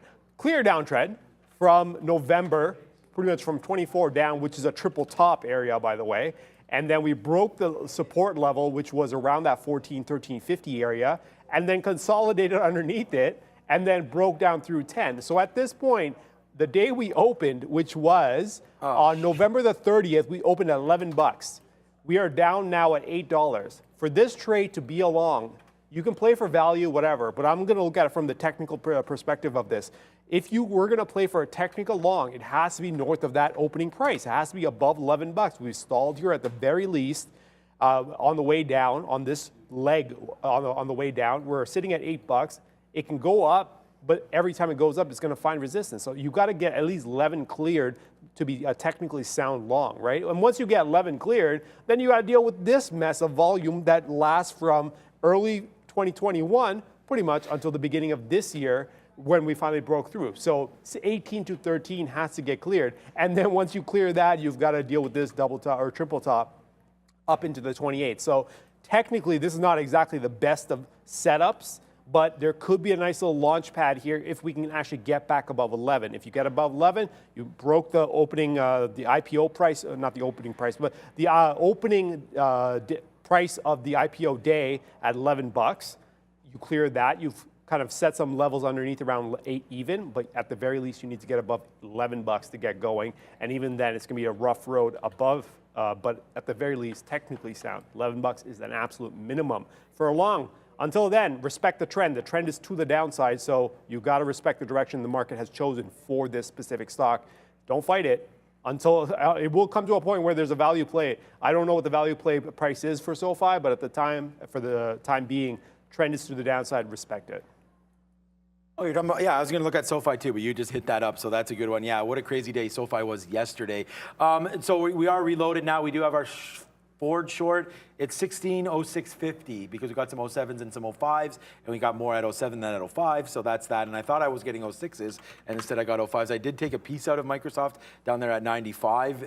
It was 30 cents in the money, so actually I got O's there. What a bad trade that was. Hopefully it comes back down in. We did put some more bids on here, but I do need blinders like a horse. Like, I can't even train myself to look at these screens properly, but that's what happens, man. I'm addicted to this, so it is what it is. There it is. We take it another piece as we're almost out of this now. We only have, actually now we only have less than 10%, actually about 15%, sorry, of our HYMC left. So good thing we got some out here in the 70s. That's almost where we wanted it. I was thinking the maximum trade would have been here 75, 76, 78. So I'm pretty happy with some of these outs in here in the 68s and 70 range. It's coming back in, so we'll take out a little bit more. I don't love these trades, to be honest with you, but you know, when they move, they're pretty good, and we'll take it out and just, you know, start to add up some cash on that side of things. So that's that trade right now. And I mean, and honestly, if these futures just keep on going up, then all my trades are going to get busted. So I'm just really right now trying to like hold out on this. It's 313, thinking that there's going to be a fade. I don't know if, I mean, it's a little too early right now, obviously, to worry about the imbalances, but you know, maybe they're to the sell side, maybe they're not. At this point, really, I don't know. You know what could also potentially happen, though? I've seen this happen too before. They take out round numbers, take out stops, and then reverse, pretty much. Right, so if we're looking at 42.50, we're not too far away. We could easily just take the 42.50, run stops, and then turn around and do a sell. Oh, that could be an option as well. But for now, look what happens. NASDAQ, yeah, NASDAQ was just at 13.34 and now has fallen 20 points just like that. So here we are coming back down to the sell side. And the point is I just go right over here and put a bid in again. You know what I mean? Like, I see the market moving down, so I'm just like, I'm gonna buy. I got to take some profit there, so I did. I took some 90s right now on Microsoft, and I do have another bid in the 80s. You know what I might do? I might just layer all the way down like every 20 cents, and I don't have to worry about it. What do you think about that strategy? I mean, it depends on what you were risking initially. What were you risking initially? Up here, 28.50. How many pennies was that? 34. Then you got to at least try to get that. Yeah, I know, and that's what I'm doing. These are both 30-cent wins. Okay. But I was thinking about like layering all the way down here so that I don't have to worry if it tanks. It'll just pick me up, pick me up, pick me up. Actually, I don't mind that order. But the thing is that, oh, screw you. Like, now it's going to the other way. So anyways, all right. I'm just going to put some more bids in. If Microsoft fills, let's move on. I did want to look at DraftKings again. Microsoft's just going to be nasty towards me. I already know it. Like, I should be long, and it's like, you know, the gods are hitting me because they're like, you're supposed to be long, Microsoft.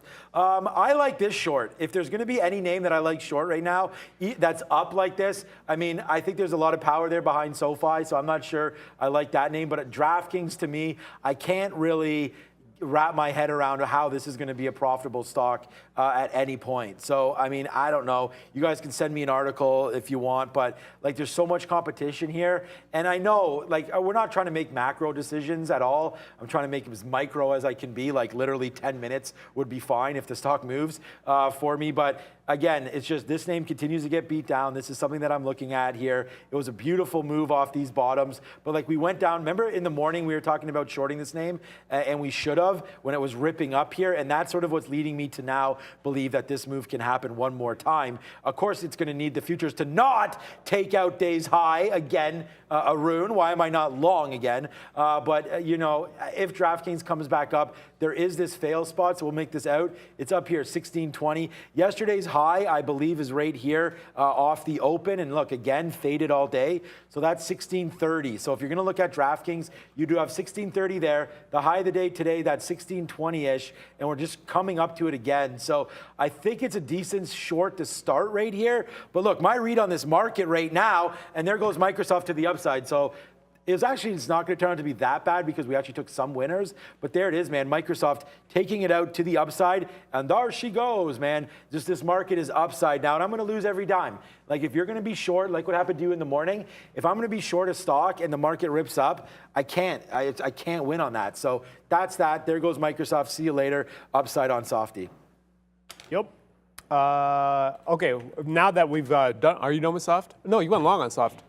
No, that's just, it's an overfill because I. Oh, okay. So we're All getting right, so now we're done with Microsoft here. We can move Are on we, to though? other names. Well, are you, though? Is going to be the big question. Out on We'll see. Ford, got dumped out on that We've one. still got 40 minutes left. Sean might not be done with Microsoft, but in the meantime, somebody was asking about PayPal, and this is very curious. I'm very curious about this, just because they mentioned that it's been short of the lie. It's fallen quite a bit too, and it's finally starting to base out underneath 100. What I'm looking for is we may be able to put in a double, not in a double bottom, but like somewhat of a base here. We've gone to 95 before on the 24th. That was a day the entire market actually put in that low, and then we broke that, came back above, and are starting to find some stability. Now, confirm this by getting north of 105, and I think at that point, you go back to the daily, and what do you got?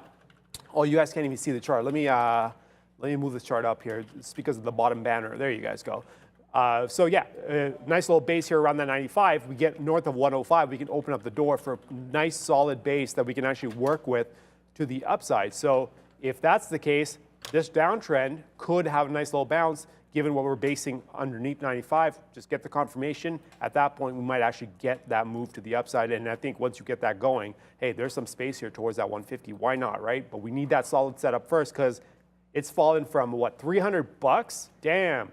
Okay, now we are at $99, just under $100. Okay, then we'll just wait this one out. 105 will probably be the trigger to get that long. Brendan. Anyone that's of the penny stock nature and enjoys trading penny stocks, this one just popped up, JAG-X, a couple minutes ago on volume here. You can see the height of the volume. It's 40 cents, bear that in mind, but apparently there was an investor day that is still ongoing, a virtual investor day for Jaguar Health. So moving on that, guys. Okay, so I might be done with Microsoft, but we're going to go into Tesla right now. So we're going to just like ramp this up a couple levels right now. So someone said, are you not entertained right now? Yeah, but we're just playing around, guys. I mean, honestly, I'm happy with trading and with the way things are going. It's just that the Microsoft trade is obviously a sucky one, but let's see if we can get some back right now on Tesla. So we'll go long on Tesla. It's taking out these highs. Obviously, we wish we had this 801. We don't have it. And right now, there goes Tesla right here, breaking through here, and we just punched their ticket long right now. So Tesla long through this previous high of 303. So now we switch it up. And this is what I mean. Like, my trading is going to be completely different than everybody else's. Like, how could I go from cheering the futures long or short to now I'm like, let's rip this market's face off right now? So it's like, this is what happens, man. I'm trading the setups, and unfortunately, this is what it is. Someone said sticky note fail. How is that possible? Facebook long, we had written long on Facebook, 186. We had the BOBA long down here as well, 75. I don't know where BOBA is right now, but we also hit the BOBA long earlier off that as well. And yeah, and by the way, just so you know about the sticky note, a lot of these calls on there have nothing to do with what's going to happen at 3 o'clock. I mean, what we're looking at with the market is how the market moves off the open in some key levels. What happens in the next 6 hours after the market's been open is completely out of the control of, the well-renowned sticky note. So that is what that is. And then just to give you guys an update here, it looks like we'll make a mess of this, but I mean, I'm not going to one more time here on Tesla. I'm going to put a bid at 800, and then it's this dropout zone right here. If we take this out, like if I happen to buy the high of the day on Tesla when I was talking about shorting it, if it got to 800, and then right there as well, 798. If we dump out there, my account, trust me guys, this is not going to affect anything, but we can hold a $5 hit here on Tesla. So we're going to go long again if it comes back down to 800. So again, if we're going to lose $5, we need to at least make $5 on this. So if I look at Tesla here and just zoom it back out, maybe I need to go to Ms. V for her Tesla trades. But Tesla has an opportunity to go, right? There's no doubt about that. So I'm pretty happy with it. We do have our plan of action. And like Neil and I say all the time, like, you got to trade with a plan.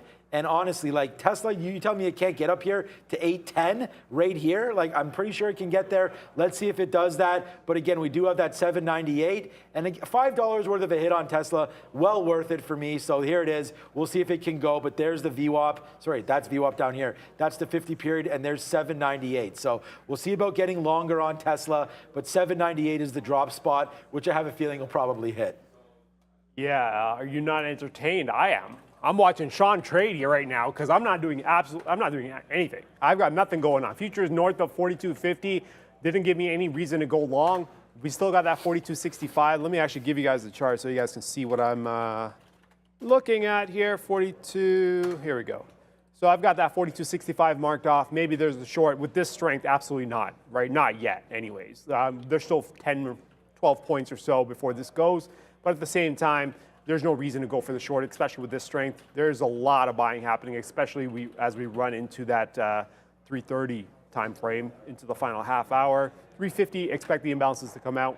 I mean, we'll see what those numbers are going to be. But for now, buy strength. Nasdaq is at 13,440. So we cracked that 13.4 even by about 40 points.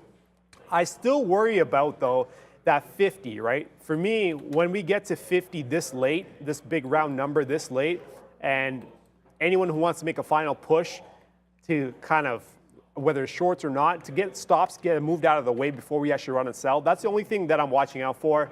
I don't want to step into anything. I'm not going to step into anything. Maybe towards the close, I might do something. I like towards the final few minutes, depending on how we trade, of course. But for the time being, though, 42.50 has definitely been broken, but is it going to be on stops or is there volume coming through that's actually going to sustain this late move? Because we started this around 220. Here we are at 320. An hour later, we've gone from 42.10 to 42.50, 40 points straight up, no checks or any sort of moves to the downside. So that's quite an aggressive move going into the final little bit. So definitely got to worry about the potential that this actually falls off after stops get taken out.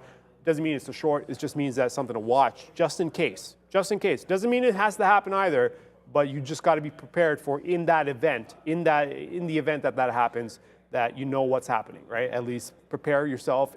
If nothing happens from that, nothing happens from that. For now, though, decent strength to the buy side north of 42.50. Yeah, let's hope it's more than decent strength and it's like an overpowered charge into the close here. Yeah, thanks for bringing it up, guys. We'll go bang on Facebook. I mean, look at this, 191 right now. The last buy I had was 186.50. That is just, I didn't believe in it, and we got out for flat here, and then it just ripped all the way to the upside. And again, bias setting in, right? There's no doubt about that. I'm completely aware that I was really thinking short into the close today, and then a nice move tomorrow, and then a rip your face off rally when Powell drops the bombs at 2 o'clock. That's what I was thinking, and obviously off base there, but look at this Facebook long, man. I mean, again, a good stock for me today, and no problems with this. It's just straight to the upside. Look at these longs, long, long, long, long, long. That's not a short there. We were only long Facebook, and it's been a fantastic long for us. It appears that like this doesn't want to even go back to where I'm in at, as the market right now taking out day's high, and of course Tesla, I'm still underwater on this name, so like, I don't know if this is going to work or not, but we're going to average in back here at 800. As you can see, the 50 period is now rising back up. So hopefully Tesla somehow gets a boost here and can take off, man. I'm trying to get at 808. I'm trying to get out at 808 and heartbreaks, man. If this gets up to 808, then we'll cash this out. That's it. My offer's at 888.08. 808.88. So we're going to wait for that one to see if that continues to go up. And then how about that, man? It's nice to get some credit from Trader Pratt earlier on as well, who yesterday rang the register and pushed it. He called it Mr. Cross the Offer or something. And he took it out. He bought some Apple yesterday at these lows, although it was here today at 150.50. Look at these longs here on Apple here. And then it's up to 155. So again, man, come at the king and get burned. Apple today up a nice little 3%. PayPal also, Arun, right now. I know this is a name, I think this is a name you've looked at before, up to 100 again. So here goes PayPal. It did make their nice bottoms downside, $90 though, that one flush day. Now you're back up to 100. Still a hell of a long way to go before your boy turns profitable on his PayPal position. Well, actually, I think I'm still actually in the money, but that's because I bought this name. This is my call of 2020. So we bought this name at around here, 100. No, we can't be in the money. And then we bought it all the way down. So yeah, so we're out of the money on PayPal, as most of us are. But I still think this has some room back up to the upside. There goes Softy. Wow, I really, really love this name, but we were short all the way up as we guys, oh yeah, now we have a bad wick there. Oh, come on. But anyways, Softy just continuing to rip upside, man. This name definitely working. Like, as the market takes out new highs, I love how Apple's working, Microsoft's working, Facebook's working, and Tesla's not. So we're into that name. We're only down $1.40 on it, but still, we'd like to see Tesla get back to that 803 level. Strong moves from a lot of index names. I'm looking at the board here. In the NASDAQ, we've got Apple just under 3%, Microsoft at 3.5%, Amazon just under 4%, Facebook the weak one, but to be fair, Facebook has been doing its own thing. Even though it's been, it's part of the index or whatnot, it's got its own little thing going on because of the amount of selling that it's had in the past. So that's at 2.2%. Nvidia, nuts, 7.6%. Let's take a quick look at Nvidia. I didn't realize Nvidia was up this much. Oh, damn, okay, they just did a second stage rally here. Okay, after going sideways after getting north of 225 for a little bit, we are sitting just short of 230. So Nvidia taking a second stage move. Let's take a quick look at the daily on Nvidia, up 7.6%. Damn.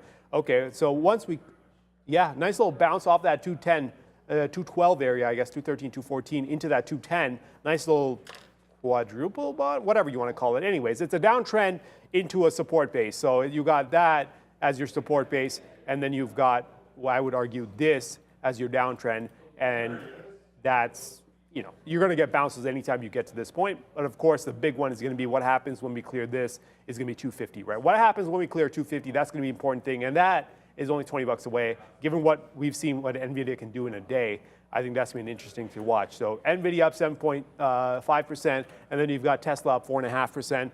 Sean and his numerology coming through here, 808.08. How did you pick that price? Just a random price? Yeah, it was basically Kanye West. Oh, okay. I mean, this is how desperate I'm getting right now. He has 808 and Heartbreaks is an album of his, so I was just like 808 there on Tesla. Look, that's like just a shot in the dark here. The reason why we did look at that Tesla level, maybe we could zoom this back out. It was right into here. It was like 810 or something up here. Yeah, it was in this area, 810.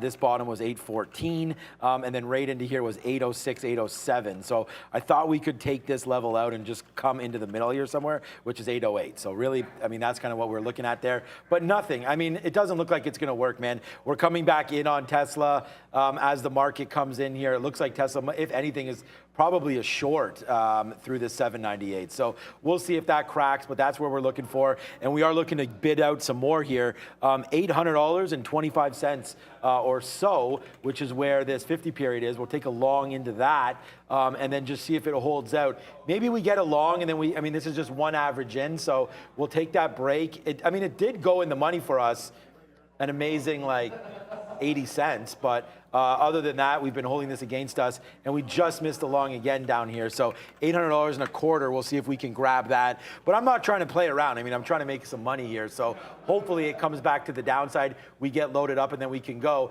Another name was Roblox. I know this was a frustrating one for you this morning, but I don't know why we didn't push the long here, again, at the bottom when we taken down here. Some nice levels for Roblox today, for sure. Came back in. A lot of names came back into these day lows down here. So 36 bucks came back in for Roblox, and now you're seeing it up to 38. So straight up, look at it ride this.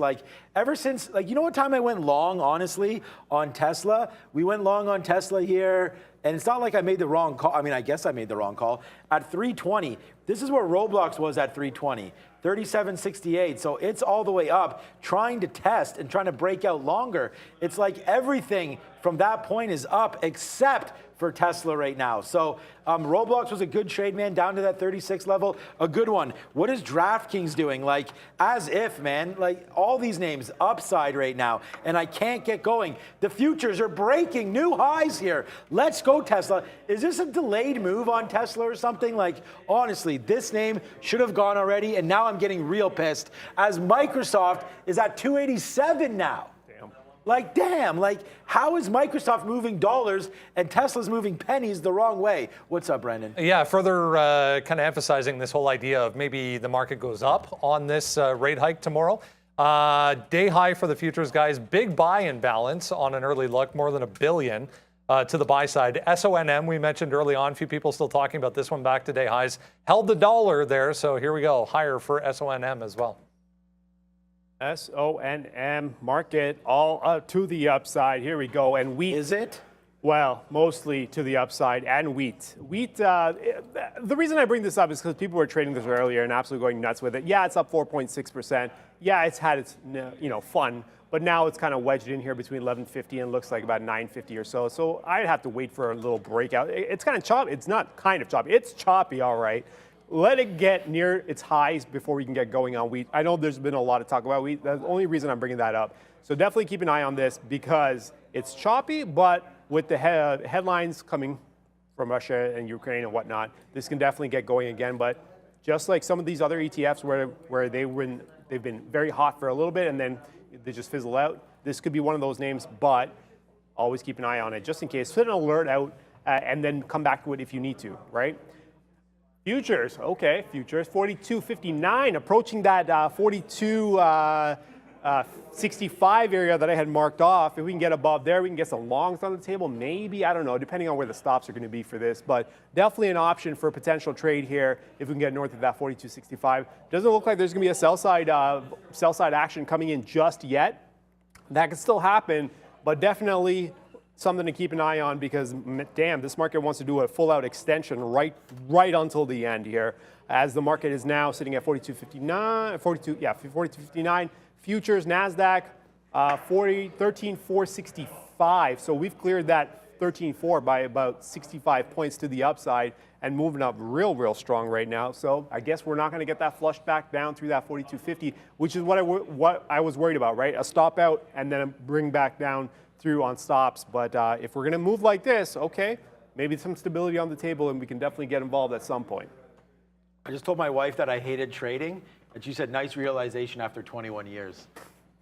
So, but okay, so now Tesla's in the money, so I like it again. And you know why I hate trading? I'll tell you why. Another reason why here is that we were 20 cents away from getting our bid down here. We were waiting at 80 and a quarter. We talked about that. It came 20 cents away from our bid. And if we had gotten that, then our average price would be 150, and then we would have just been $2 in the money. But unfortunately, we don't get it. And then there goes Tesla stopping again, literally at our levels.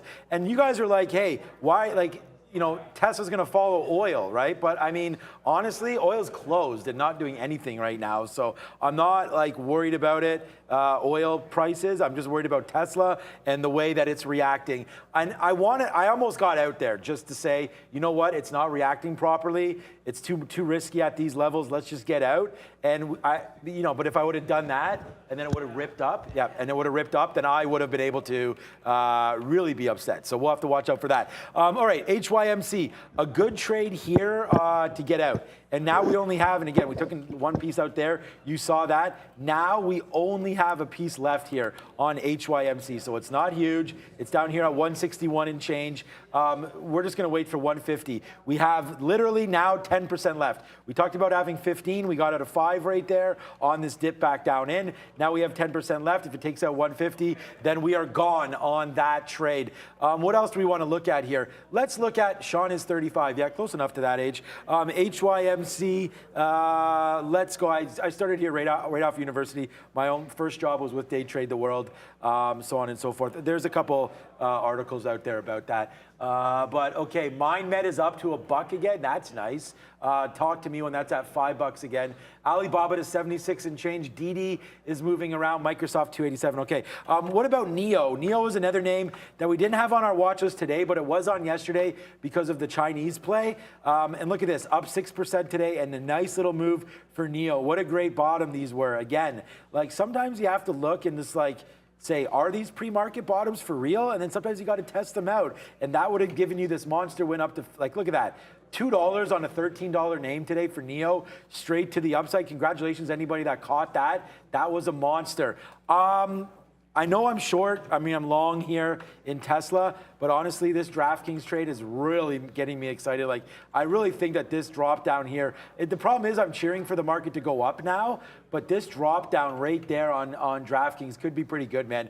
If we take down 16, I feel like, and again, Arun and I can't hold overnight, same as Brad, same as all this. It's a policy here at Day Trade the World.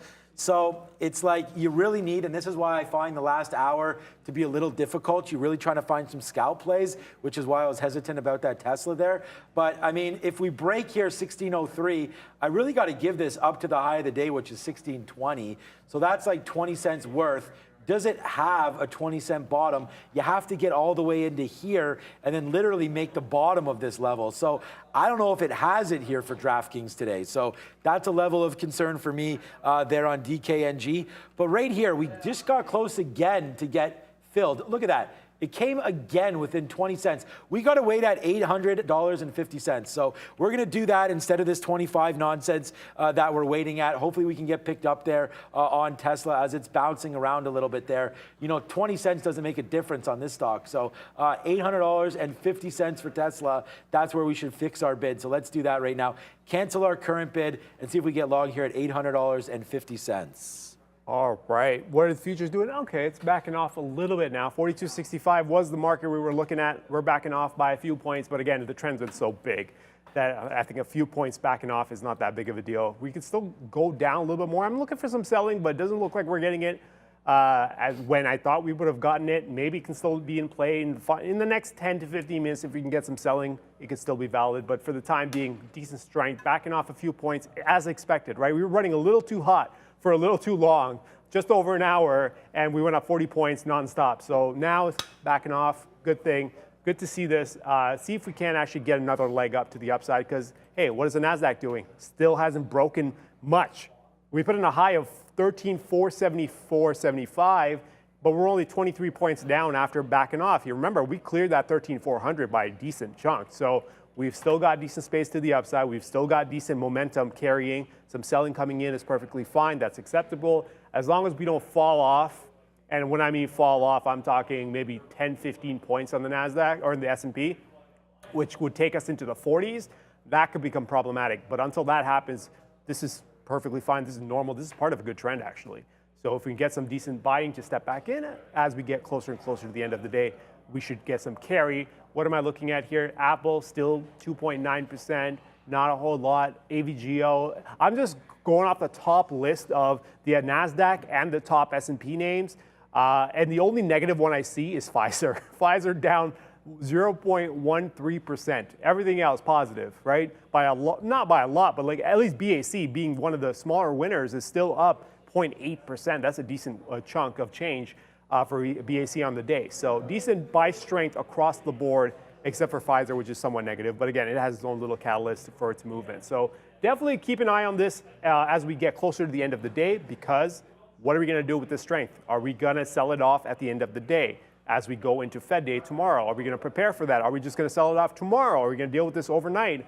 There's a lot you can do. We just got to keep an eye on the volume, be prepared for the sell just because of the strength that we've seen, but at the same time, respect the strength. There's no way I would step in just yet.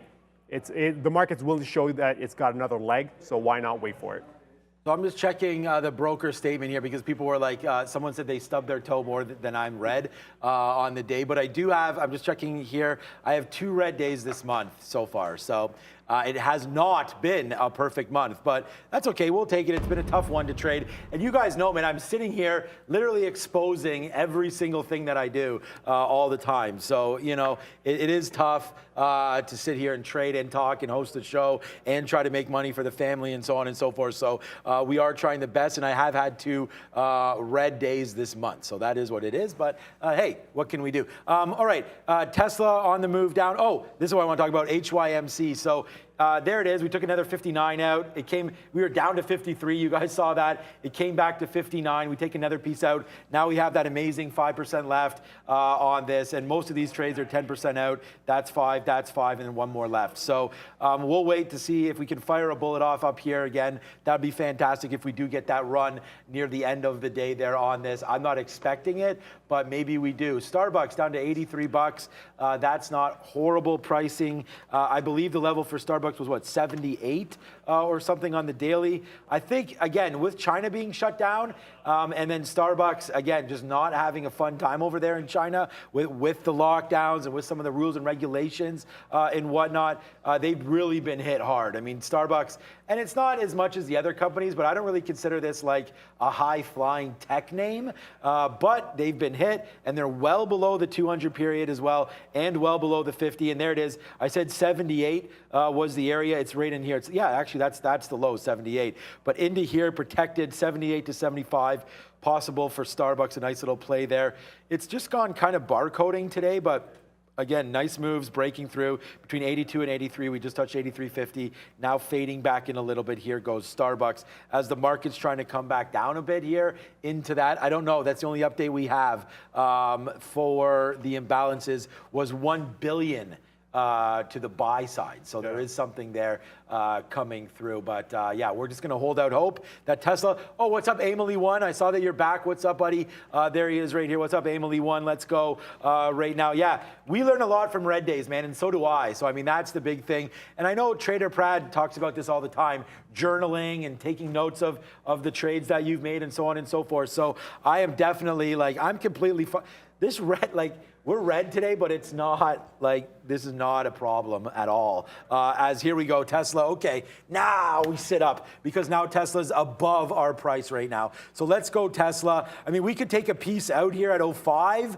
That would be $2 in the money, but here goes Tesla, starting to get ramped up a little bit here, so that's good. We'll just see if it can hold these bids, man. It sucks because we adjusted our trade and we should have gotten longer at this 50 period, but we missed it. So Tesla right now, 806 maybe. We're waiting at 808. You already know that. Let's see if Tesla can make this day. I mean, we may not be green after, we may not be red after all, guys. This Tesla trade's starting to move for us. Yeah. One thing, when you were talking about Starbucks, I started thinking, hey, you know what? Let's take a look at some other names that should be moving fairly volatile in terms of volatility. They should have a decent amount of volatility. And McDonald's was the first one that came to my mind. MCD. Just north of 230. I looked at the chart. I'm like, oh, damn, that would have been an easy trade. But again, after it's said and done, it's always easy on the chart, right?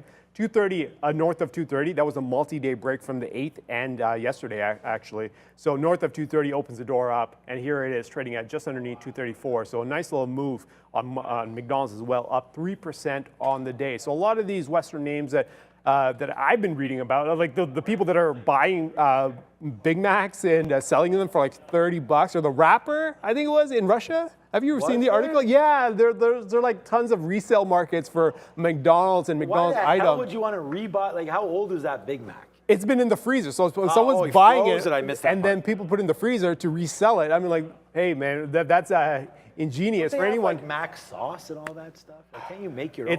It's tough. But anyways, there's a market for it, and people are taking advantage of that market. Why not, right? If the opportunity is there, get involved. And here goes McDonald's north of 230, now sitting at 234, and looking pretty good too as a technical setup. Brendan. Yeah. You see, actually reporting that GM going to start production on the Cadillac Lyriq, which is the brand's first EV, next week, which I think is ahead of prior estimates for production. So GM officially in the EV game on the luxury side next week.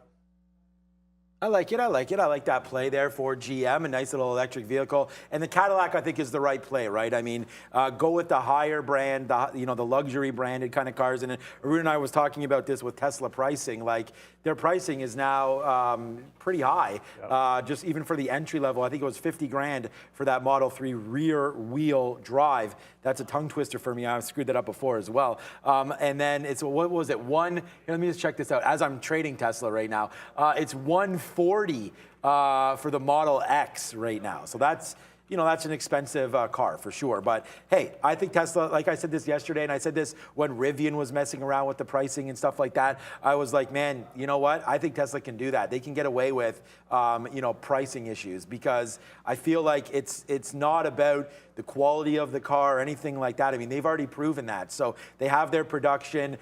People love to drive Teslas. It's more of a status symbol, I feel like, at least around here. There's just not as many cars, Teslas around in Toronto. There still is tons. But But I feel like if you're down, California, Miami, things like that, there's probably seeing a hell of a lot more Teslas than there are here. But I don't know, maybe that's wrong.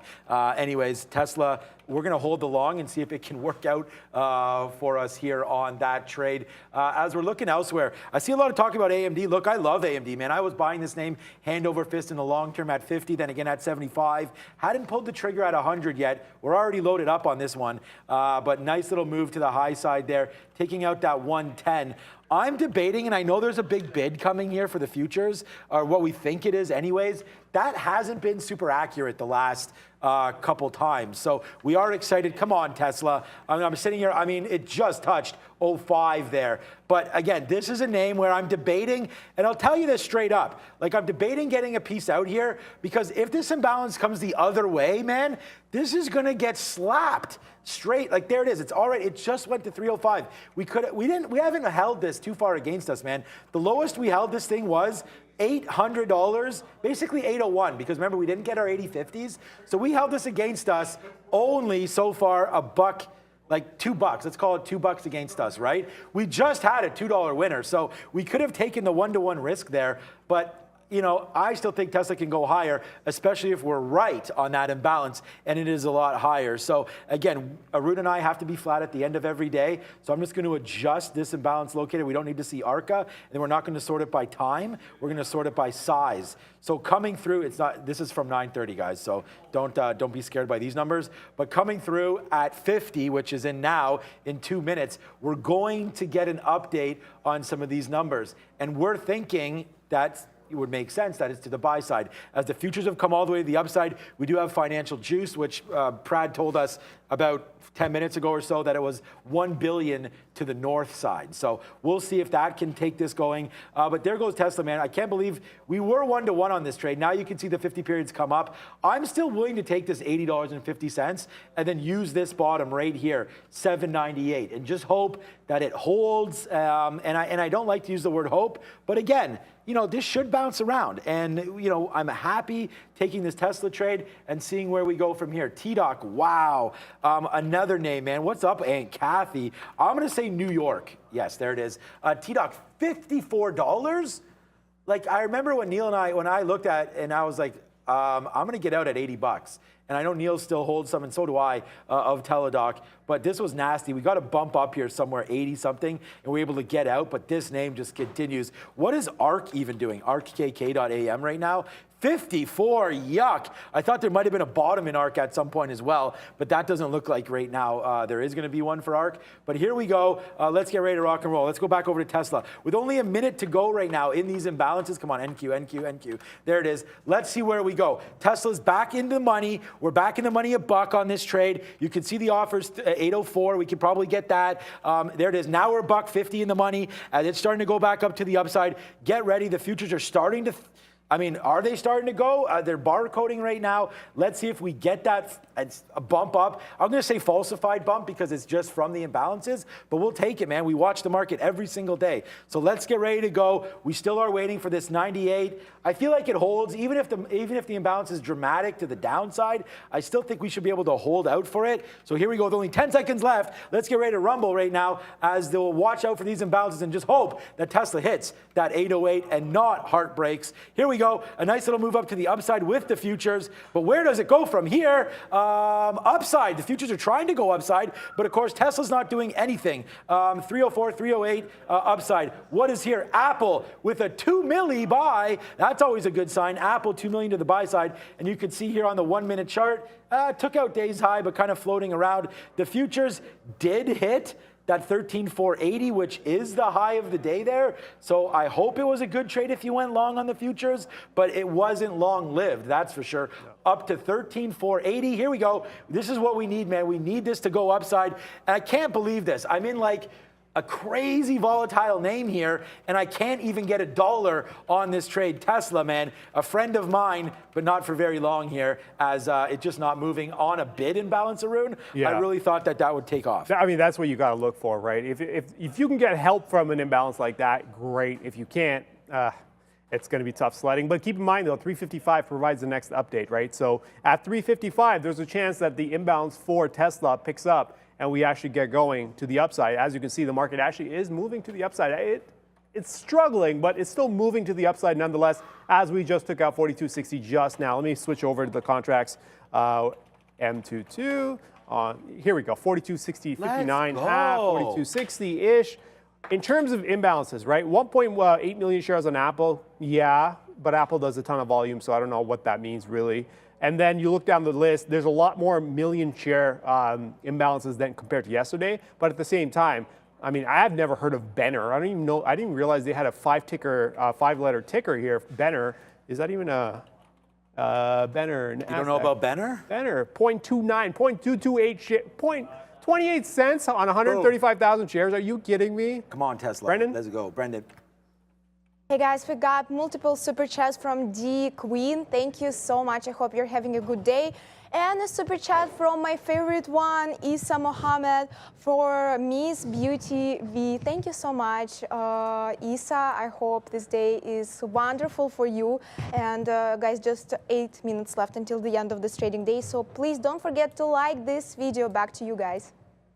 Sean, before we get back to you, real quick, somebody asked for a quick explanation on the imbalance. I try to do this every time, but I kind of missed it today. Imbalances pretty much just shows you what the orders to execute on the end of the day are on close order tags. So right now, Apple has to execute about 1.6 million shares on the official closing price. So what you're going to try to get from this information is that there might be some pressure on Apple as it gets closer to the end of the day because there's a buy-side imbalance, right? There should be some buy-side execution. So maybe buy-side imbalances are going to come out. But at 355, you get an update which tells you, hey, this number is changing right now, but it doesn't include the floor interest, right? Once you get the floor interest, then you can actually get a more accurate picture. And sometimes, not sometimes, more often than not, all these numbers just completely disappear because it's offset from the interest from the floor. So for now, it's 1.5 million shares on the buy side for Apple, which might put some pressure on the buy side direction, but it's already paired 8.3 million shares, meaning it's already been matched. 8.3 million shares have already been matched.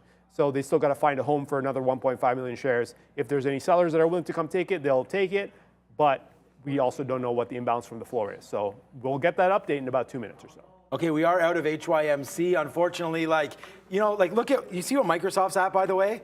Like Microsoft, 288, like Microsoft's moving more as a dollar percentage, like just not even percentage, dollar-wise than Tesla.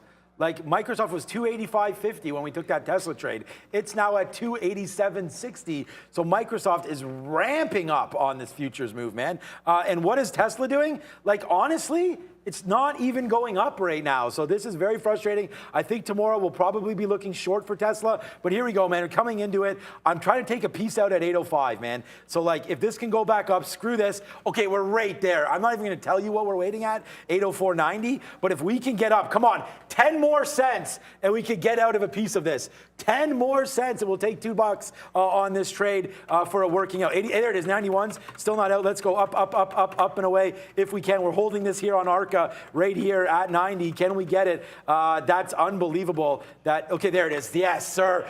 Bang right now. Let's go. We're back, baby. Let's go, Tesla. Back up to the upside. Here we go. So there it is. Tesla turning this day around. If we get those 808 and heartbreaks, then I'll be heartbroken. But there it is, Tesla. We're out of 2/3 of that one. Wow, was that a sweat job there for absolutely no reason. Like we take $2 and I'm excited about it on Tesla. Wow, what a... Money is money, regardless of how you got to come by it. Sometimes it's a long road. All right, 355. Let's look at the update from the floor. As you can see on my screen here, a lot of these names changed. LUMN is still a buy. Uber is now there, 1.3 million shares. Remember, pressure on this side of the board, right? So LUMN, let's take a quick look, see if there's any buy-side pressure because the imbalance is buy-side, right? So is there any buy-side pressure on it? No, not at all. Maybe it's been offset. We just don't have the update on that yet. Uber is another one. Let's take a quick look at Uber. Also sell-side action, not getting a whole lot of activity here off the board. So for now, it looks like a lot of these imbalances aren't putting any pressure on the stock. Typically they do, but also means when the relationship isn't right, sometimes the update on the number that we see hasn't been exactly updated per se, and the stock is already reacting to new information that hasn't been sent here yet. So that's what we got to keep an eye out for. These numbers essentially will allow you to see which direction and how much shares should be pressuring the stock. But again, if the shares are so much smaller than what the volume of the stock has done on the day, it's not going to make a big difference. A million shares on Apple is not going to do anything. A million shares on a stock that's done 2 million on the day, that's going to do something, right? So when I mean pressure, it's dependent on the direction that we see here. This is buy side, buy side, buy side. First sell side we get is PM for about 925,000 shares. So that's the one that I'd look for some sell side pressure on. All right, good, man. Yeah, thanks again for all the talk there, man. It's really nice to see that we got out of that Tesla by the skin of our teeth there as it goes back up to 804. So, yeah, whatever, man. We took that 805 and we're gone on that stock. So, yeah, good trade. I can't believe how stressful it was, but it was still pretty good. And we're happy with it. So there's Alibaba again, trying to close. I was going to say at the highs, but obviously these are the highs. But just trying to take out 77 right now. Alibaba should be a good one. It's going to be, I don't know, I think it's going to be Miss V and Tony. She's trying to negotiate with Tony right now. So we'll see if Toronto Tony wants to come through, or Tony Toronto again. Oh, he's coming. He's coming. He's coming. He's on the ones and twos. Okay, so Tony Macaroni's coming through, and we'll see what he wants to do for now. But today is a good day, man. I want to thank you, Arud, for coming through for Neil. You definitely made it exciting for all of us again today, and thank you for your talk about the imbalances and the futures, oil futures and things like that. Definitely needed. Fresh of breath air on that side. So good job today, Arun. Thank you so much for that. Just a quick note here. Has anyone, if Neil was here, he'd say, proper English, has anyone seen CEI lately? This was a name that we were just trading at not too long ago, man.